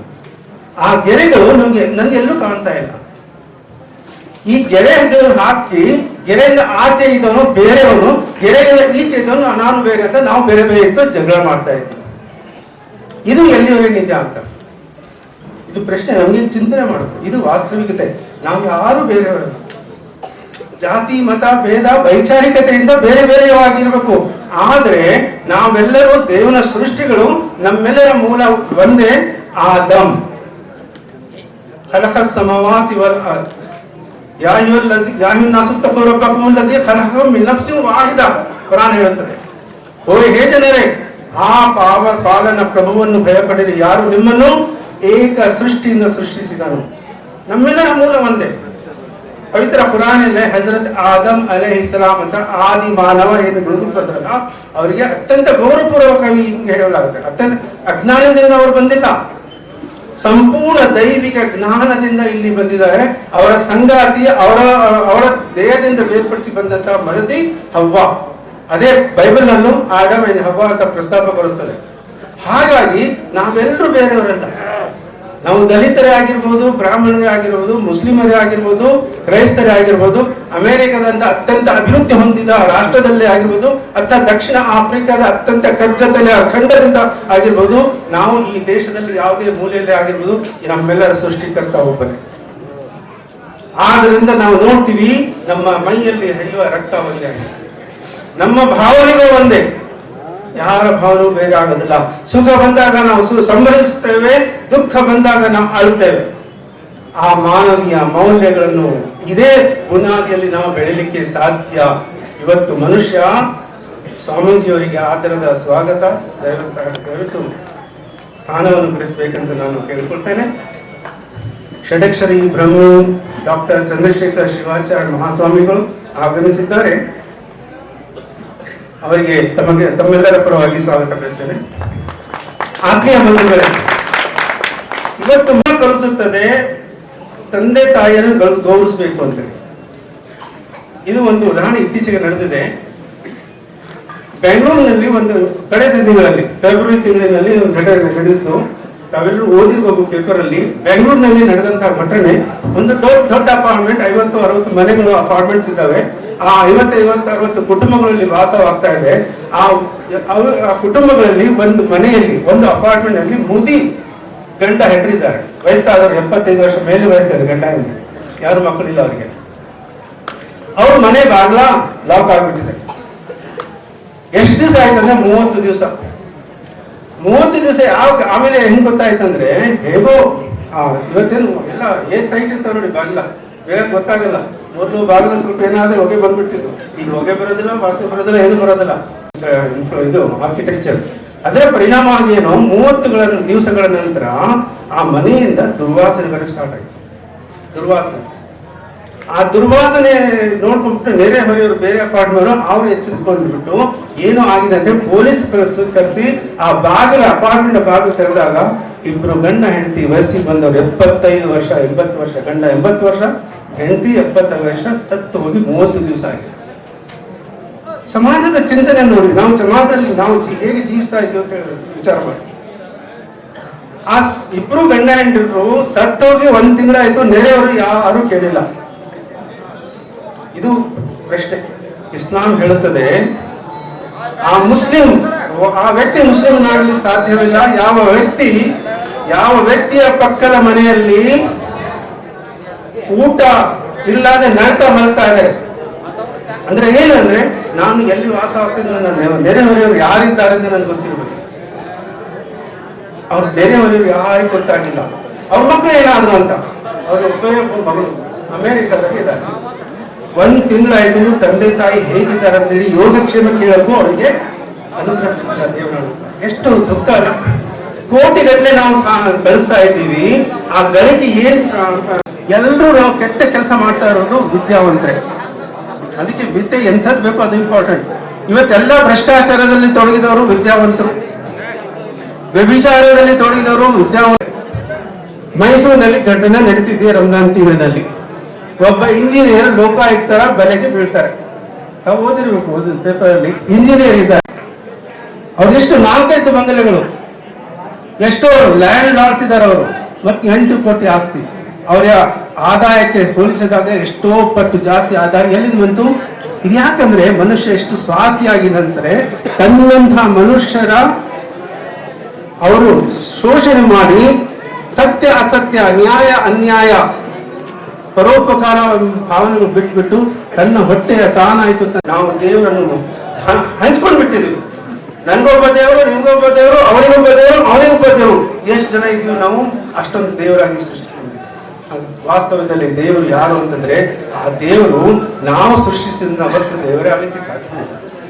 ಇದು ಮನಸ್ಸಿಗೆ ತಲುಪುವಂತ ಮಾತು. ನಾವು ಸೃಷ್ಟಿಸಿದ, ನಮ್ಮ ಕೈಗಳಿಂದ ಸೃಷ್ಟಿಸಿದ ವಸ್ತು ದೇವರಾಗಲಿಕ್ಕೆ ಸಾಧ್ಯವಿಲ್ಲ. ಬದಲಾಗಿ ದೇವರು ಯಾರು ಅಂತಂದ್ರೆ, ಯಾರು ನನ್ನ ಸೃಷ್ಟಿಸಿದಾನೆ, ನನ್ನ ಸೃಷ್ಟಿಗೆ ಕಾರ್ಯಕರ್ತನಾಗಿದ್ದಾನೆ ಅವನು. ನನ್ಗೆ ಯಾರು? ಈಗಾಗಲೇ ಹೇಳಿದಂತೆ ನಮ್ಮ ಸೃಷ್ಟಿಕರ್ತ ಆ ದೇವರು ಯಾರು ಅಂತ ಹೇಳಿದ್ರೆ ಕಲಹ ಸಮಾವಾತಿ ಬಲ ಭೂಮಿ ಆಕಾಶಗಳನ್ನು ಸೃಷ್ಟಿಸಿದ್ದಾರೆ. ಆ ಭೂಮಿ ಆಕಾಶ ಎಂತ ಅದ್ಭುತ ಗೊತ್ತಾ, ಎಷ್ಟು ಅದ್ಭುತ ಇದೆ ಆಕಾಶಕ್ಕಾಗಿ ಸ್ವಲ್ಪ ನೋಡಿ. ಯೂಟ್ಯೂಬ್ನಲ್ಲಿ ಹೋಗಿ ಆಸ್ಟ್ರಾನಮಿ ಬಗ್ಗೆ, ನಮ್ಮ ಸ್ಯಾಟಲೈಟ್ ಬಗ್ಗೆ ಸ್ವಲ್ಪ ವಿಚಾರ ನೋಡಿ. ಎಷ್ಟು ಅದ್ಭುತ ಸಂಶೋಧನೆ ಇತ್ತೀಚಿನ ತಿಂಗಳುಗಳಲ್ಲಿ ನಡೀತಾ ಇದೆ. ಅದ್ಭುತವಾದ ಸಂಶೋಧನೆ.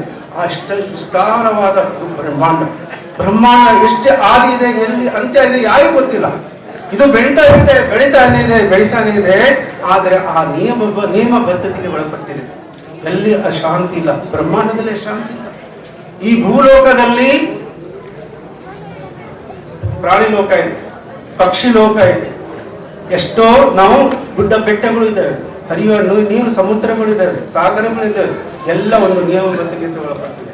ಆ ಎಲ್ಲ ಶಾಂತಿ ಇಲ್ಲ. ಯಾಕೆಂದ್ರೆ ದೇವರ ನಿಯಮ ಪಾಲಿಸ್ತಾ ಇದ್ದಾರೆ. ಈ ಸಂದರ್ಭದಲ್ಲಿ ತಮ್ಮ ಮುಂದೆ ಹೇಳಬಯಸಿದಂದ್ರೆ ನಾವು ದೇವರ ನಿಯಮ ಪಾಲಿಸಲೇಬೇಕು. ಆವಾಗ ಮಾತ್ರ ನನ್ನ ವೈಯಕ್ತಿಕ ಜೀವನದಲ್ಲಿ, ನನ್ನ ಕೌಟುಂಬಿಕ ಜೀವನದಲ್ಲಿ, ನಮ್ಮ ಸಾಮಾಜಿಕ ಜೀವನದಲ್ಲಿ, ನಮ್ಮ ರಾಷ್ಟ್ರೀಯ ಜೀವನದಲ್ಲಿ ಶಾಂತಿ ಬರಲಿಕ್ಕೆ ಸಾಧ್ಯ. ಅದಕ್ಕಾಗಿ ನಾವೆಲ್ಲರೂ ಇವತ್ತ ಏನ್ ಸೇರ್ಕೊಂಡಿದ್ದೇವಲ್ಲ, ಧರ್ಮ ನಮ್ಮನ್ನು ಬೇರ್ಪಡಿಸುವುದಿಲ್ಲ, ನಮ್ಮನ್ನು ಕೂಡಿಸುತ್ತದೆ. ಒಂದ್ ವೇಳೆ ಯಾವ್ದಾದ್ರು ಧರ್ಮ ನಮ್ಮನ್ನು ಬೇರ್ಪಡಿಸುತ್ತೆ ಆಗಿದ್ದರೆ ಅದು ಧರ್ಮವಿರಲಿಕ್ಕೆ ಸಾಧ್ಯವಿಲ್ಲ. ನಾವು ಕೂಡಿಸುವಂತ ಕೆಲಸ ಮಾಡೋದು. ತಾಳ್ಮೆ, ಸೌಹಾರ್ದ, ನಿಸ್ವಾರ್ಥ ಸೇವೆ, ಪ್ರೀತಿ, ವಿಶ್ವಾಸ, ಇದು ಇದಕ್ಕೆ ಬೇಕಾಗಿತ್ತು. ನಾವು ಬೆರೆಯಬೇಕು. ಅದಕ್ಕೆ ರಂಜಾನ್ ಹಬ್ಬ ಆದ್ಮೇಲೆ ನಾವೆಲ್ಲರೂ ಆಲಂಗಿಸಿದ್ವು ಏನಂತಂದ್ರೆ, ನೀವು ಬೇರೆ ಇಲ್ಲ, ನಾನು ಬೇರೆ ಇಲ್ಲ, ಕರಿಯನು ಬೇರೆ ಇಲ್ಲ, ಬಿಳಿಯನು ಬೇರೆ ಇಲ್ಲ, ದಲಿತನು ಬೇರೆ ಇಲ್ಲ, ಬ್ರಾಹ್ಮಣ ಬೇರೆ ಇಲ್ಲ. ನಾವು ನೋಡ್ತೀವಿ ಸರ್, ಕೆಲವೊಂದು ವರ್ಷಗಳ ಹಿಂದೆವರೆಗೂ ನಾವು ಭೋಜನಕ್ಕೆ ಕರೆದಾಗ ಊಟಕ್ಕೆ ಮದುವೆ ಊಟಕ್ಕೆ ಕರಿತೀವಲ್ಲ, ನಮ್ಮ ಮುಸ್ಲಿಮರಲ್ಲಿ ಈಗಲೂ ಸಂಪ್ರದಾಯ ಇದೆ. ಒಂದು ಟೇಬಲ್ ನಲ್ಲಿ ಒಂದು ಜಗ್ ಇಡ್ತಾರೆ, ಒಂದು ಗ್ಲಾಸ್ ಇಡ್ತಾರೆ. ನೀವು ನೋಡಿರ್ಬೋದು. ಅದೇ ಗ್ಲಾಸಲ್ಲಿ ಎಲ್ಲರೂ ಕುಡಿಬೇಕದು. ಯಾಕಂದ್ರೆ ಇದು ಬೇರೆ ಎಂಬ ಭಾವನೆ ಹೋಗ್ಬೇಕು ಅಂತ ಎಲ್ಲರೂ ನಾವು ಇದು ಮುಂದೆ ಮುಸ್ಲಿಮೇತರನ್ನು ಕುಡಿದಂತಹ ಎಂಜಲವಾದ ಗ್ಲಾಸಿನಿಂದ ನಾನು ಕುಡಿದ್ರೆ ನನಗೆ ಪಾಪ ಆಗ್ತದಿಲ್ಲ. ಇಸ್ಲಾಂ ಹೇಳ್ತದೆ. ಯಾಕಂದ್ರೆ ನೀನು ನಾನು ಬೇರೆ, ಎಲ್ಲರೂ ಒಂದೇ, ಎಲ್ಲರೂ ಏಕ ದೇವರ ಸೃಷ್ಟಿಗಳು, ಎಲ್ಲರೂ ಏಕ ದಂಪತಿಯ ಸಂತಾನರು. ನಾವೆಲ್ಲರೂ ಸಹೋದರರಾಗಿ ಬಾಳೋಣ. ಇದೇ ಸಂದೇಶ ಚಾಂಗ್ಲೆ ಗ್ರಾಮದಿಂದ ಇಡೀ ಜಿಲ್ಲೆಗೆ ವ್ಯಾಪಿಸ್ಬೇಕು. ನಾಳೆ 2-3 ದಿವಸದ ನಂತರ ಬೀದರ್ನಲ್ಲಿ ಇಂಥದೇ ಒಂದು ಕಾರ್ಯಕ್ರಮ ಆಯಿತು. ಜಮಾತ್ ಇಸ್ಲಾಮಿ ಕಳೆದ 70 ವರ್ಷಗಳಿಂದ ಇದೇ ಕೆಲಸ ಮಾಡ್ತಾ ಇದೆ. ವಿವಿಧ ಧರ್ಮೀಯರ ನಡುವೆ ಸೌಹಾರ್ದ ಬೆಳೆಯಬೇಕು, ಪ್ರೀತಿ ಬೆಳಿಬೇಕು, ವಿಶ್ವಾಸದ ವಾತಾವರಣ ಬೆಳೆಯಬೇಕು. ಆದಾಗ ಮಾತ್ರ ಒಂದು ಸಮಾಜ ಕಟ್ಟಲಿಕ್ಕೆ ಸಾಧ್ಯವಾಗುತ್ತದೆ. ಯಾವಾಗ ನಮ್ಮಲ್ಲಿ ಅಶಾಂತಿ ಇರುತ್ತದೆ, ಸಮಾಜ ಅಭಿವೃದ್ಧಿ ಆಗಕ್ಕೆ ಸಾಧ್ಯವಿಲ್ಲ. ದೊಡ್ಡ ದೊಡ್ಡ ಬಿಲ್ಡಿಂಗ್ ಗಳನ್ನು ಕಟ್ಟಿಸ್ಬಿಟ್ಟು, ದೊಡ್ಡ ದೊಡ್ಡ ಫ್ಲೈಓವರ್ಗಳನ್ನು ಕಳಿಸ್ಬಿಟ್ಟು ನಾವು ಸಮಾಜ ಎಲ್ಲರೂ ಒಬ್ಬರೊಬ್ಬರನ್ನು ಬೆಳೆಯುವಂತ ಆಗಬೇಕು. ಅದಕ್ಕಾಗಿ ಜಮಾತ್ ಇಸ್ಲಾಮಿ ಈ ದೇಶದಲ್ಲಿ ಪ್ರಯತ್ನ ಮಾಡ್ತದೆ. ಅದೇ ಒಂದು ಪ್ರಯತ್ನ, ಒಂದು ಘಟಕ ಇವತ್ತಿನ ಈ ಸೌಹಾರ್ದ ಕೂಟ. ಎಲ್ಲರೂ ಶಾಂತಿಯುತವಾಗಿ ಆಗಮಿಸಿ ಶಾಂತಿಯುತವಾಗಿ ಇದುವರೆಗೆ ಆಲಿಸಿದ್ದಕ್ಕಾಗಿ ತಮಗೆಲ್ಲರಿಗೂ ಮತ್ತು ತಮ್ಮೆಲ್ಲ ಅತಿಥಿ ಗಣ್ಯರಿಗೆ ವಂದಿಸುತ್ತಾ ಧನ್ಯವಾದಗಳನ್ನು ನನ್ನ ಮಾತುಗಳನ್ನು ಮುಗಿಸ್ತೇನೆ. ಸರ್ವಸ್ಥಿತಿಯು ಸರ್ವಲೋಕಗಳ ಒಡೆಯ ಮಾತ್ರ ಮೀಸಲು.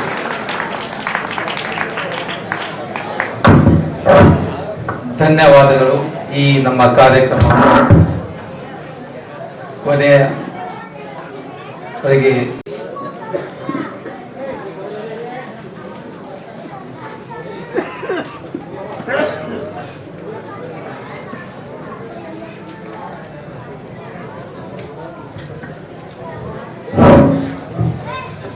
ತ್ರೈಲೋಕ್ಯ ಸಂಪ್ರದಾಯಕ್ಕೆ ಸಮನ್ಲೇಖನ ಬದ್ಧತೆ ಸಚ್ಚಿದಾನಂದ ರೂಪಾಯ ಶಿವಾಯ ಪರಬ್ರಹ್ಮಣೇ ಯಾಮಾಂ ಸರ್ವಲೋಕಾನಾಂ ಪ್ರಕೃತಿಂ ಶಾಸ್ತ್ರಕಾರಕ ತಾಂ ಧರ್ಮಚಾರಿಣಿ ಶಂಭು ಪರಮಾವೇ ಪರಮಶಿವ. ಪ್ರಾತಸ್ಮರಣೆಯ ಮಹಾಗುರುವಿನ ಮನದಲ್ಲಿ ಮಂಡಿಸಿ ಕೊಡುತ್ತ ಈ ಕ್ಷೇತ್ರದ ಅಲ್ಲಾನ ಸ್ಮರಣೆ ಮಾಡುತ್ತಾ ಇವತ್ತ ಚಾಂಗ್ಲೇರಿಯ ಒಂದು ಈದ್ ಮಿಲನ್ ಕಾರ್ಯಕ್ರಮದಲ್ಲಿ ಭಾಗಿಯಾಗಿರ್ತಕ್ಕಂಥ ವೇದಿಕೆಯ ಮೇಲೆ ಕೂತಿರ್ತಕ್ಕಂಥ ಅವರಿವರಿ ಅನ್ನದ ಎಲ್ಲ ಅತಿಥಿ ಗಣ್ಯರು ಕೂಡ ಸರ್ಜನ ಹೇಳುತ್ತಾರೆ. ಇಲ್ಲಿ ಸಭ್ಯತರಾಗಿ ಕೂಡಿರ್ತಕ್ಕಂಥ ತಮ್ಮೆಲ್ಲರೂ ಕೂಡ ಸಣ್ಣನ್ನ ಹೇಳುತ್ತಾ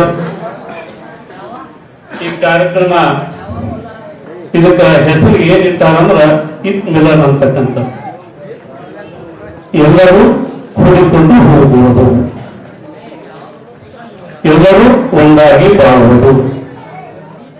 ಜೀವನದೊಳಗ ನಾವು ಒಂದೇ ಅರ್ಥ ಮಾಡ್ಕೊಳ್ಬೇಕು. ಬರುವಾಗ ನಾವು ಏನೂ ತಂದಿಲ್ಲ, ಹೋಗುವಾಗ ನಾವು ಏನೂ ಒಯ್ಯುವುದಿಲ್ಲ. ಅದರ ಮಧ್ಯದೊಳಗೆ ನಾವು ಏನು ಅದೀವಲ್ಲ, ಆ ಇದ್ದಾಗ ಎಲ್ಲರೂ ನಮ್ಮವರು ಅಂತಕ್ಕಂಥ ಪ್ರೀತಿಯಿಂದ ಬಾಳುಗಳನ್ನ ಮಾಡಿದ್ರೆ ಅದಕ್ಕಿಂತ ಬೇರೆ ಯಾವುದು ಇಲ್ಲ ಅಂತಕ್ಕಂಥದನ್ನ ನಾವೆಲ್ಲರೂ ಕೂಡ ಅರ್ಥೈಸಿಕೊಳ್ಬೇಕು. ಜಗತ್ತಿನೊಳಗ ನಾವು ಸುಳ್ಳಿನಿಂದ ಜೀವನವನ್ನು ಮಾಡ್ತಾ ಇದ್ದೀವಿ. ಅದಕ್ಕಾಗಿ ಕವಿ ಹೇಳ್ತಾನ, ಸತ್ಯೇನ ದಾರತಿ ಪೃಥ್ವಿ, ಸತ್ಯೇನ ತಪತೆ ರವಿ, ಸತ್ಯೇನ ವಾತವಾಯುಶ್ಚ, ಸತ್ಯ ಧರ್ಮ ಮೃತಾಯ. 4 ಮಾತನ್ನ ಬಹಳ ಸುಂದರವಾಗಿ ಹೇಳ್ತಾನೆ. ಸತ್ಯೇನ ದಾರತಿ ಪೃಥ್ವಿ, ಈಗ ನಾವೆಲ್ಲರೂ ಕುಂತೀವಿ, ನಾವು ಜೀವನವನ್ನ ಮಾಡ್ತಾ ಇದ್ದೀವಿ, ನಿದ್ದೆ ಮಾಡ್ತಾ ಇದ್ದೀವಿ, ಕಾಯಕವನ್ನ ಮಾಡ್ತಾ ಇದ್ದೀವಿ, ಕೆಲಸವನ್ನ ಮಾಡ್ತಾ ಇದ್ದೀವಿ. ಆದ್ರೆ ಯಾಕೆ ನಾವು ಭೂಮಿಯ ಮೇಲೆ ವಿಶ್ವಾಸವನ್ನು ಇಟ್ಟು ಶ್ರದ್ಧೆಯನ್ನಿಟ್ಟು ಅದು ಸತ್ಯವನ್ನ ಮಾತಾಡ್ತಕ್ಕಂತ ತಿಳ್ಕೊಂಡು ಅದರ ನಂಬಿಕೆಯಿಂದ ಜೀವನವನ್ನು ಮಾಡ್ತಾ ಇದ್ದೀವಿ. ಸತ್ಯೇನ ದಾರತಿ ಪೃಥ್ವಿ, ಸತ್ಯೇನ ತಪತೆ ರವಿ. ಸೂರ್ಯ ಇದೇನೈತಲ್ಲ, ಹತ್ತದ 6 ಆಗ್ತದ. ಇದಕ್ಕೆ 1 ತಿಂಗಳು ಆದ್ಮೇಲೆ ನಾವು ಬಿಲ್ ಕಟ್ಲಿಲ್ಲ ಕೇಳಿದವ್ರು ಬಂದು ಕಟ್ ಮಾಡ್ತಾರೆ. ಆದ್ರೆ ಆ ಸೂರ್ಯನಿಗೆ ಅವ ಬೆಳಗ್ಗೆ 6ಕ್ಕೆ ಬರ್ತಾನ, ಸಂಜೆಗೆ 6ಕ್ಕೆ ಹೋಗ್ತಾನ. ಎಂದಾದ್ರೂ ಬಿಲ್ ಕಟ್ಟಿಲ್ಲ ಅಂತ ತಿಳ್ಕೊಂಡು ಏನಾದ್ರೂ ನಮಗೆ ಕತ್ಲನ್ನ ಕೊಟ್ಟಾನ. ಅವನ ಧರ್ಮ ಏನಂದ್ರು ಸತ್ಯದಿಂದ ನಾನು ಬೆಳಕನ್ನ ಕೊಡ್ಬೇಕಾಗೈತಿ, ನನ್ನನ್ನ ನಂಬಿ ಜೀವನವನ್ನು ಮಾಡಾಕತ್ತಾರ, ಅದಕ್ಕಾಗಿ ನಾನು ಬೆಳಕನ್ನ ಕೊಡ್ಬೇಕಂತಕೊಂಡು ಸತ್ಯದಿಂದ ಬದುಕಾಗತ್ತೀವಿ. ಸತ್ಯೇನ ದಾರತಿ ರವಿ, ಸತ್ಯೇನ ವಾತವಾಯುಶ್ಚ. ಇದು ಗಾಳಿ ಏನೈತಲ್ಲ, ಫ್ಯಾನಿನ ಗಾಳಿಯಕ್ಕಿಂತ ಈ ಗಾಳಿ ನಮಗೆ ಹೆಂಗೆ ಬೇಕು ಹಂಗೆ ಕೊಡ್ತಾರಲ್ಲ, ಅದಕ್ಕ ಕೊನೆಯದಾಗಿರ್ತಕ್ಕಂಥ ಸತ್ಯ ಧರ್ಮ ಮೃತಾಯತ ಅಂತ ಹೇಳ್ತಾರೆ. ಕೊನೆಯದಾಗಿರ್ತಕ್ಕಂಥ ಸತ್ಯದಿಂದ, ನ್ಯಾಯದಿಂದ, ನೀತಿಯಿಂದ ಧರ್ಮವಂತರಾಗಿ ನಾವು ಬದುಕಿದೀವಿ ಅಂತಂದ್ರ ನಮ್ಗಿಂತ ಪುಣ್ಯವಂತರು ಯಾರೂ ಇಲ್ಲ ಅಂತ ಹೇಳ್ತಾರೆ. ಅದಕ್ಕ ಮುಂದಿನ ಒಂದು ವಿಚಾರ ಮಾಡೈತಿ. ನಾವು ಮುಂಜಾನೆ ಎದ್ದೀವಿ, ಹೊಟ್ಟೆ ಮಗು ಮಗ ಎಷ್ಟು ಸುಳ್ಳು ಹೇಳ್ತೀವಿ, ಅದಕ್ಕೆ ಕೊನೆನೇ ಇಲ್ಲ. ಆದ್ರ ಸಂಘ ಬಾಳಬೇಕಂತು, ಸಂಘ ಬಾಳಬೇಕಂತು. ನಾವು ಒಳ್ಳೆಯವರ ಸಂಘವನ್ನು ಮಾಡಿದ್ರೆ ಏನಾದ್ರು ಸಿಗ್ತತಿ, ಕೆಟ್ಟವರ ಸಂಘವನ್ನು ಮಾಡಿದ್ರೆ ಅಲ್ಲಿ ಏನು ಸಿಗುದಿಲ್ಲ, ಅದು ಕೆಟ್ಟದ್ದೇ ಸಿಗ್ತದ. ಹಂಗ ಅದು ಪುಣ್ಯ ವಿಚಾರ ಮಾಡೈತಿ. 50 ವರ್ಷಕ್ಕೂ 60 ನಮ್ಮ ಸಂಘವನ್ನು ಮಾಡಿ ಕೆಟ್ಟವರ ಸಂಘವನ್ನು ಮಾಡಿದ್ರೆ ಏನ್ ಆಗ್ತದೆ ಅಂತ ನಾವೆಲ್ಲರೂ ವಿಚಾರವನ್ನು ಮಾಡ್ಬೇಕು. ಹಂಗ ಭೂಮಿ 50 ವರ್ಷಕ್ಕೂ 60 ವರ್ಷಕ್ಕೂ ಒಮ್ಮೆ ಬಾಳ ಸುಳ್ಳು ಹೇಳುದಿಲ್ಲ, 1 ಸೆಕೆಂಡ್ ಸುಳ್ಳು ಹೇಳ್ತದ.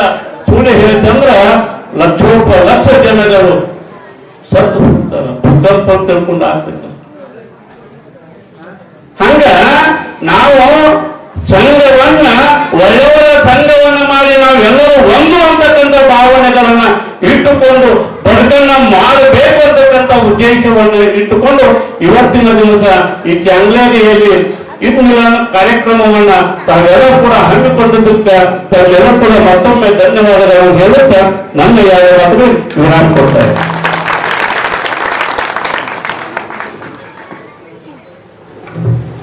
ಧನ್ಯವಾದಗಳು. ನಾವು ಜಾತಿ ಧರ್ಮಗಳಿಗಿಂತ ಮೊದಲು ಮಾನವರು ಎಂಬುದನ್ನು ನೆನಪಿಸಿಕೊಳ್ಳಬೇಕು. ಪರಸ್ಪರ ಗೌರವ, ಸಹನೆ ಮತ್ತು ಪ್ರೀತಿಯನ್ನು ಬೆಳೆಸೋಣ. ಭೇದ ಭಾವನೆಗಳ ಗೋಡೆಗಳನ್ನು ಕೆಡಲಿ ಏಕತೆಯ ಸೇತುವೆಯನ್ನು ನಿರ್ಮಿಸೋಣ. ನಾವು ಒಟ್ಟಾಗಿ ನಡೆದರೆ ಯಾವ ಶಕ್ತಿಯೂ ನಮ್ಮನ್ನು ತಡೆಯಬಲ್ಲದು. ಅದರಿಂದ ಬನ್ನಿ, ಭೇದ ಭಾವವನ್ನು ತೊರೆದು ಏಕತೆಯಿಂದ ಸಹೋದರತೆಯಿಂದ ಬದುಕೋಣ. ಇದೇ ನಮ್ಮ ಸಮಾಜದ ಶಕ್ತಿ, ಇದೇ ನಮ್ಮ ಭವಿಷ್ಯದ ಬೆಳಕು. ಜಾತಿ ಬೇರೆ, ಧರ್ಮ ಬೇರೆ, ಭಾಷೆ ಬೇರೆ, ಸಂಪ್ರದಾಯ ಬೇರೆ ಎಂದು ನಾವು ನಮ್ಮನ್ನು ವಿಭಜಿಸಿಕೊಂಡರೆ, ಆದರೆ ಈ ಪ್ರಕೃತಿ ನಮ್ಮನ್ನು ವಿಭಜಿಸಲಿಲ್ಲ. ಸೂರ್ಯನ ಬೆಳಕು ಎಲ್ಲರ ಮೇಲೆ ಸಮಾನವಾಗಿ ಬೆಳೆದಿದೆ.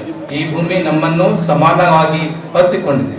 ಬನ್ನಿ, ನಾವು ಎಲ್ಲರೂ ಪರಸ್ಪರ ಒಂದಾಗಿ ಏಕ ಸಹೋದರಂತೆ ಬಾಣ ಎಂಬ ಸಂದೇಶದೊಂದೇ ಈ ಕಾರ್ಯಕ್ರಮವನ್ನು ಕೊನೆ ಹಂತಕ್ಕೆ ತಲುಪಿಸಿಕೊಳ್ಳುತ್ತದೆ. ಈಗ ನಾವು ಡಾಕ್ಟರ್ ರವಿಕುಮಾರ್ ಅವರನ್ನ ಸನ್ಮಾನಿಸಕ್ಕಾಗಿ ಮುಕ್ತಾಯಗೊಳ್ಳುತ್ತಲಿದೆ. ಬಹಳ ಸಂತೋಷದ ವಿಷಯ.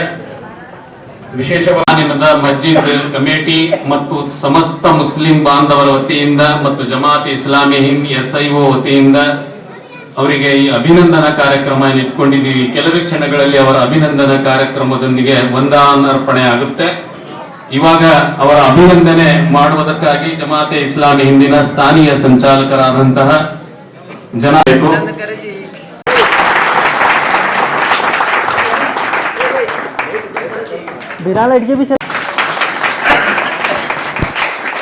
ವಿಶೇಷವಾಗಿ ಈ ಕಾರ್ಯಕ್ರಮಕ್ಕೆ ಮುಖ್ಯ ಅತಿಥಿಯಾಗಿ ಆಗಮಿಸಿದಂತಹ ಶ್ರೀ ಮೊಹಮ್ಮದ್ ಅಲ್ತಾಫ್ ಅಮ್ಜದ್ ಸಾಹಬ್, ಸದಸ್ಯರು ಐಟಾ ಬಸವ ಕಲ್ಯಾಣ್. ಇದು ಶಿಕ್ಷಕರ ಸಂಘಟನೆ, ಅದರ ಹೊಣೆಗಾರರಾದಂತಹ ಅವರು ಬಸವ ಕಲ್ಯಾಣದಿಂದ ಇಲ್ಲಿಗೆ ನಮ್ಮ ಯುವಕರನ್ನು ಉದ್ದೇಶಿಸಿ ಮಾತಾಡಿದ್ದಕ್ಕೆ ಅವರಿಗೂ ಕೂಡ ನಾನು ಅನಂತ ಧನ್ಯವಾದಗಳನ್ನ ಸಲ್ಲಿಸುತ್ತೇನೆ. ಇದೇ ರೀತಿ ಮೊಹಮ್ಮದ್ ಮಕ್ಬುಲ್ ಸಾಹಬ್ ಜಾಮಿ ಮಸ್ಜಿದ್ ಕಮಿಟಿಯ ಅಧ್ಯಕ್ಷರಾಗಿದ್ದಾರೆ. ಅವರು ಕೂಡ ಈ ಕಾರ್ಯಕ್ರಮಕ್ಕೆ ಸಹಕರಿಸಿ ಕಾರ್ಯಕ್ರಮವನ್ನ ಸುವ್ಯವಸ್ಥಿತವಾಗಿ ನಡೆಯುವಂತೆ ನಮಗೆ ಅನುಕೂಲವನ್ನು ಒದಗಿಸಿದಕ್ಕೆ ಅವರಿಗೂ ಕೂಡ ಅನಂತ ಧನ್ಯವಾದಗಳು. ಇದೇ ರೀತಿ ಮೊಹಮ್ಮದ್ ಗುಡು ಸಾಹಬ್, ಅಧ್ಯಕ್ಷರು ಈದ್ಗಾ ಕಮಿಟಿ ಧನ್ಯವಾದಗಳು. ಇದೇ ರೀತಿ ರಾಮುಲು ಮಂತ್ರಿ ಅವರು ಕೂಡ ನಮ್ಮ ಕಾರ್ಯಕ್ರಮಕ್ಕೆ ತಮ್ಮ ಸಮಯ, ಅವರಿಗೂ ಕೂಡ ತಮ್ಮೆಲ್ಲರ ವತಿಯಿಂದ ಜಮಾತ್ ಇಸ್ಲಾಂ ವತಿಯಿಂದ ವಿಶೇಷವಾಗಿ ತುಂಬ ಹೃದಯದ ಅವರಿಗೂ ಕೂಡ ಧನ್ಯವಾದಗಳು. ಈಗ ಕಾರ್ಯಕ್ರಮ ಇಲ್ಲಿಗೆ ಮುಕ್ತಾಯಗೊಳ್ಳುತ್ತೆ. ತಾವೆಲ್ಲರೂ ಏನದ ಅಂತಂದ್ರೆ ಸಿಹಿ ಹಂಚುವುದರ ಮೂಲಕ ಪ್ರೀತಿ ಏನದ ಅಂದ್ರೆ ನಾವೆಲ್ಲರೂ ಹಂಚೋಣ. ನಿಜವಾಗಿ ತಾವೆಲ್ಲರೂ ಶಾಂತ ರೀತಿಯಿಂದ ಇಲ್ಲಿ ಬಸವರಾಜ್ ಚಟ್ನಳ್ಳಿ ಬೇಮಲ್ಖೇಡ ಇವರಿಗೂ ಕೂಡ ನಾನು ಸ್ವಾಗತವೂ ಕೋರುತ್ತೇನೆ, ಅಂತೆ ಧನ್ಯವಾದಗಳನ್ನು ಕೋರುತ್ತೇನೆ. ಅವರು ಕೂಡ ನಮ್ಮ ಕಾರ್ಯಕ್ರಮಕ್ಕೆ ಏನದ ಅಂದ್ರೆ ವಿಶೇಷ ಅತಿಥಿಯಾಗಿ ಆಗಮಿಸಿದ್ದಾರೆ. ಅವರಿಗೂ ಕೂಡ ತುಂಬಾ ಹೃದಯದ ಧನ್ಯವಾದಗಳು. ಇವಾಗ ತಮ್ಮೆಲ್ಲರಿಗೆ ಉಪಹಾರ, ತಾವೆಲ್ಲರೂ ತಮ್ಮ ಕೂತಂತಹ ಸ್ಥಳದಲ್ಲಿ ಶಾಂತ ರೀತಿಯಿಂದ ಕೂತುಕೊಳ್ಳಿ. ನಮ್ಮ ಕಾರ್ಯಕರ್ತರು ನೀವು ಕೂತಲ್ಲಿ ತಮಗಾಗಿ ಉಪಹಾರ ಏನದ ಅಂದ್ರೆ ಅವರು ತಂದು ಕೊಡುತ್ತಾರೆ. ನಾವೆಲ್ಲರೂ ಶಾಂತ ರೀತಿಯಿಂದ ಒಬ್ಬರನ್ನೊಬ್ಬರು ಹಂಚಿಸಿ ತೆಗೆದುಕೊಂಡು ಹಂಚಿಸೋಣ ಅನ್ನೋದರೊಂದಿಗೆ ಈ ಸಭೆಗೆ ನಾನು ವಿರಾಮ ಕೋರುತ್ತೇನೆ. ಸಭೆ ಇಲ್ಲಿಗೆ ಮುಕ್ತಾಯವಾಗಿರುತ್ತದೆ. ಧನ್ಯವಾದಗಳು, ಅನಂತ ಧನ್ಯವಾದಗಳು. ವಿಶೇಷವಾಗಿ ನಮ್ಮನ್ನು ಆಲಿಸಿದ ಸಭೆಯ ಗ್ರಾಮದ ಎಲ್ಲ ಹಿರಿಯರಿಗೂ, ಯುವಕರಿಗೂ, ಮುದ್ದು ಮಕ್ಕಳಿಗೂ ಎಲ್ಲರಿಗೂ ಕೂಡ ನಾನು ಧನ್ಯವಾದಗಳನ್ನ ಹೇಳುತ್ತೇನೆ. ಧನ್ಯವಾದ.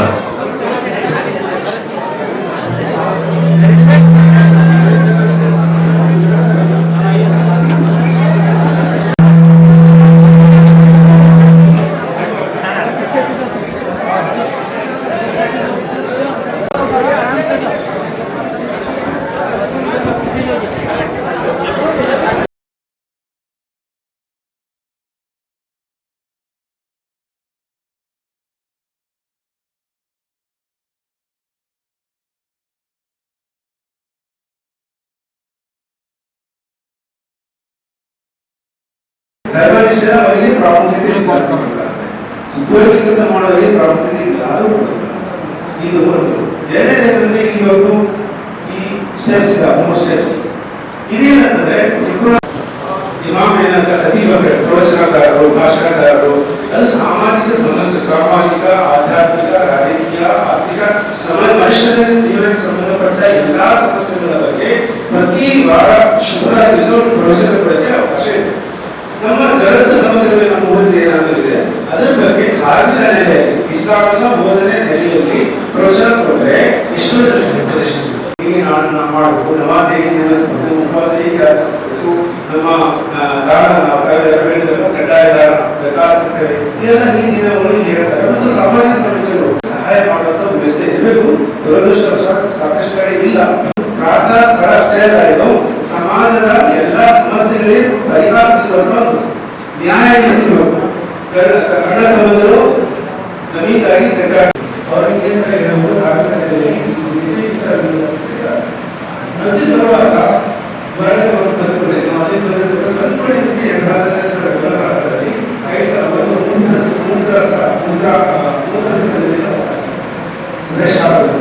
ಯಾಕಂದ್ರೆ ಮನುಷ್ಯ ಹೊಟ್ಟೆಯಿಂದ ಮುಖ ಕೈಕಾಲುಗಳು ತೊಳ್ಕೊಂಡು ಆಮೇಲೆ ವಾಯುವಾಕ್ಷಿಸುತ್ತಾಗಿ ಒಳಗಬೇಕು. ಆಮೇಲೆ ಮೂತ್ರ ವಿಸರ್ಜನೆ ನೀವು ನೋಡಬೇಕು. ಮುಸ್ಲಿಮರು ಯಾರು ನಿಂತ್ಕೊಂಡು ಮೂತ್ರ ವಿಸರ್ಜನೆ ಮಾಡೋದಿಲ್ಲ, ಕೂತ್ಕೊಂಡೇ ಮಾಡ್ತಾರೆ. ಯಾಕಂದ್ರೆ ಮೂತ್ರವನ್ನು ಹನಿಯೂ ಸಹ ನಮ್ಮ ಮೈ ಮೇಲೆ ಹೋಗ್ಬಿಟ್ರೆ ಈ ಬಟ್ಟೆ ಅಭಾವನ ಭಾವನೆ ಇರೋದಿಲ್ಲ. ಅದಕ್ಕೆ ಪ್ರಾರ್ಥನೆ ಸಲ್ಲಿಸುವಂತಹ ಒಂದು ಸ್ಥಿತಿಯಲ್ಲಿ ಅದರಲ್ಲಿ ಎಲ್ಲರಿಗೂ ಅದು ಬದಲಾವಣೆ ಮಾಡುತ್ತೆ. ಅದಕ್ಕೆ ಮೂತ್ರವನ್ನು ತೀರ್ಮಾನ ಅದು ಸಿಡಿಯೋದಿಲ್ಲ ಅಂತ ಸ್ಥಳದಲ್ಲಿ ಮಾಡಬೇಕು. ಇದೆಲ್ಲ ಹೆಚ್ಚಿನ ವ್ಯವಸ್ಥೆಯನ್ನು ನಮ್ಮ ಬಾಹ್ಯ ಶೌಚ ಕಾಪಾಡಿಕೊಂಡು ಆಂತರಿಕ ಪರಿಶುದ್ಧಿಗಾಗಿ ಇಲ್ಲಿ ಸಮಸ್ಯೆಗಳು ಬಿಟ್ಟು ಅದು ಮಾತ್ರ ಪ್ರಾರ್ಥನೆ ಯಾರು ಮಾಡ್ತಿದ್ದಾರೆ, ಹೇ ದೇವರೇ ನೀನೇ ನನ್ನ ಪರಿಹಾರ ಕೊಡುವಂತಿಲ್ಲ ಮಸಾಯ ಬದಲಾವಣೆ ನಿಮಗೆ ಅವರಿಗೆ ಅವಕಾಶ ಇದೆ. ಯಾರು ಬೇರೆ ಬೇರೆ ಅಡಚಣೆಗಳು ದೇವರ ಉಪಯೋಗ ಮುಂದೆ ಬಾಗಬೇಕಂತ ಒಂದು ಯಾರು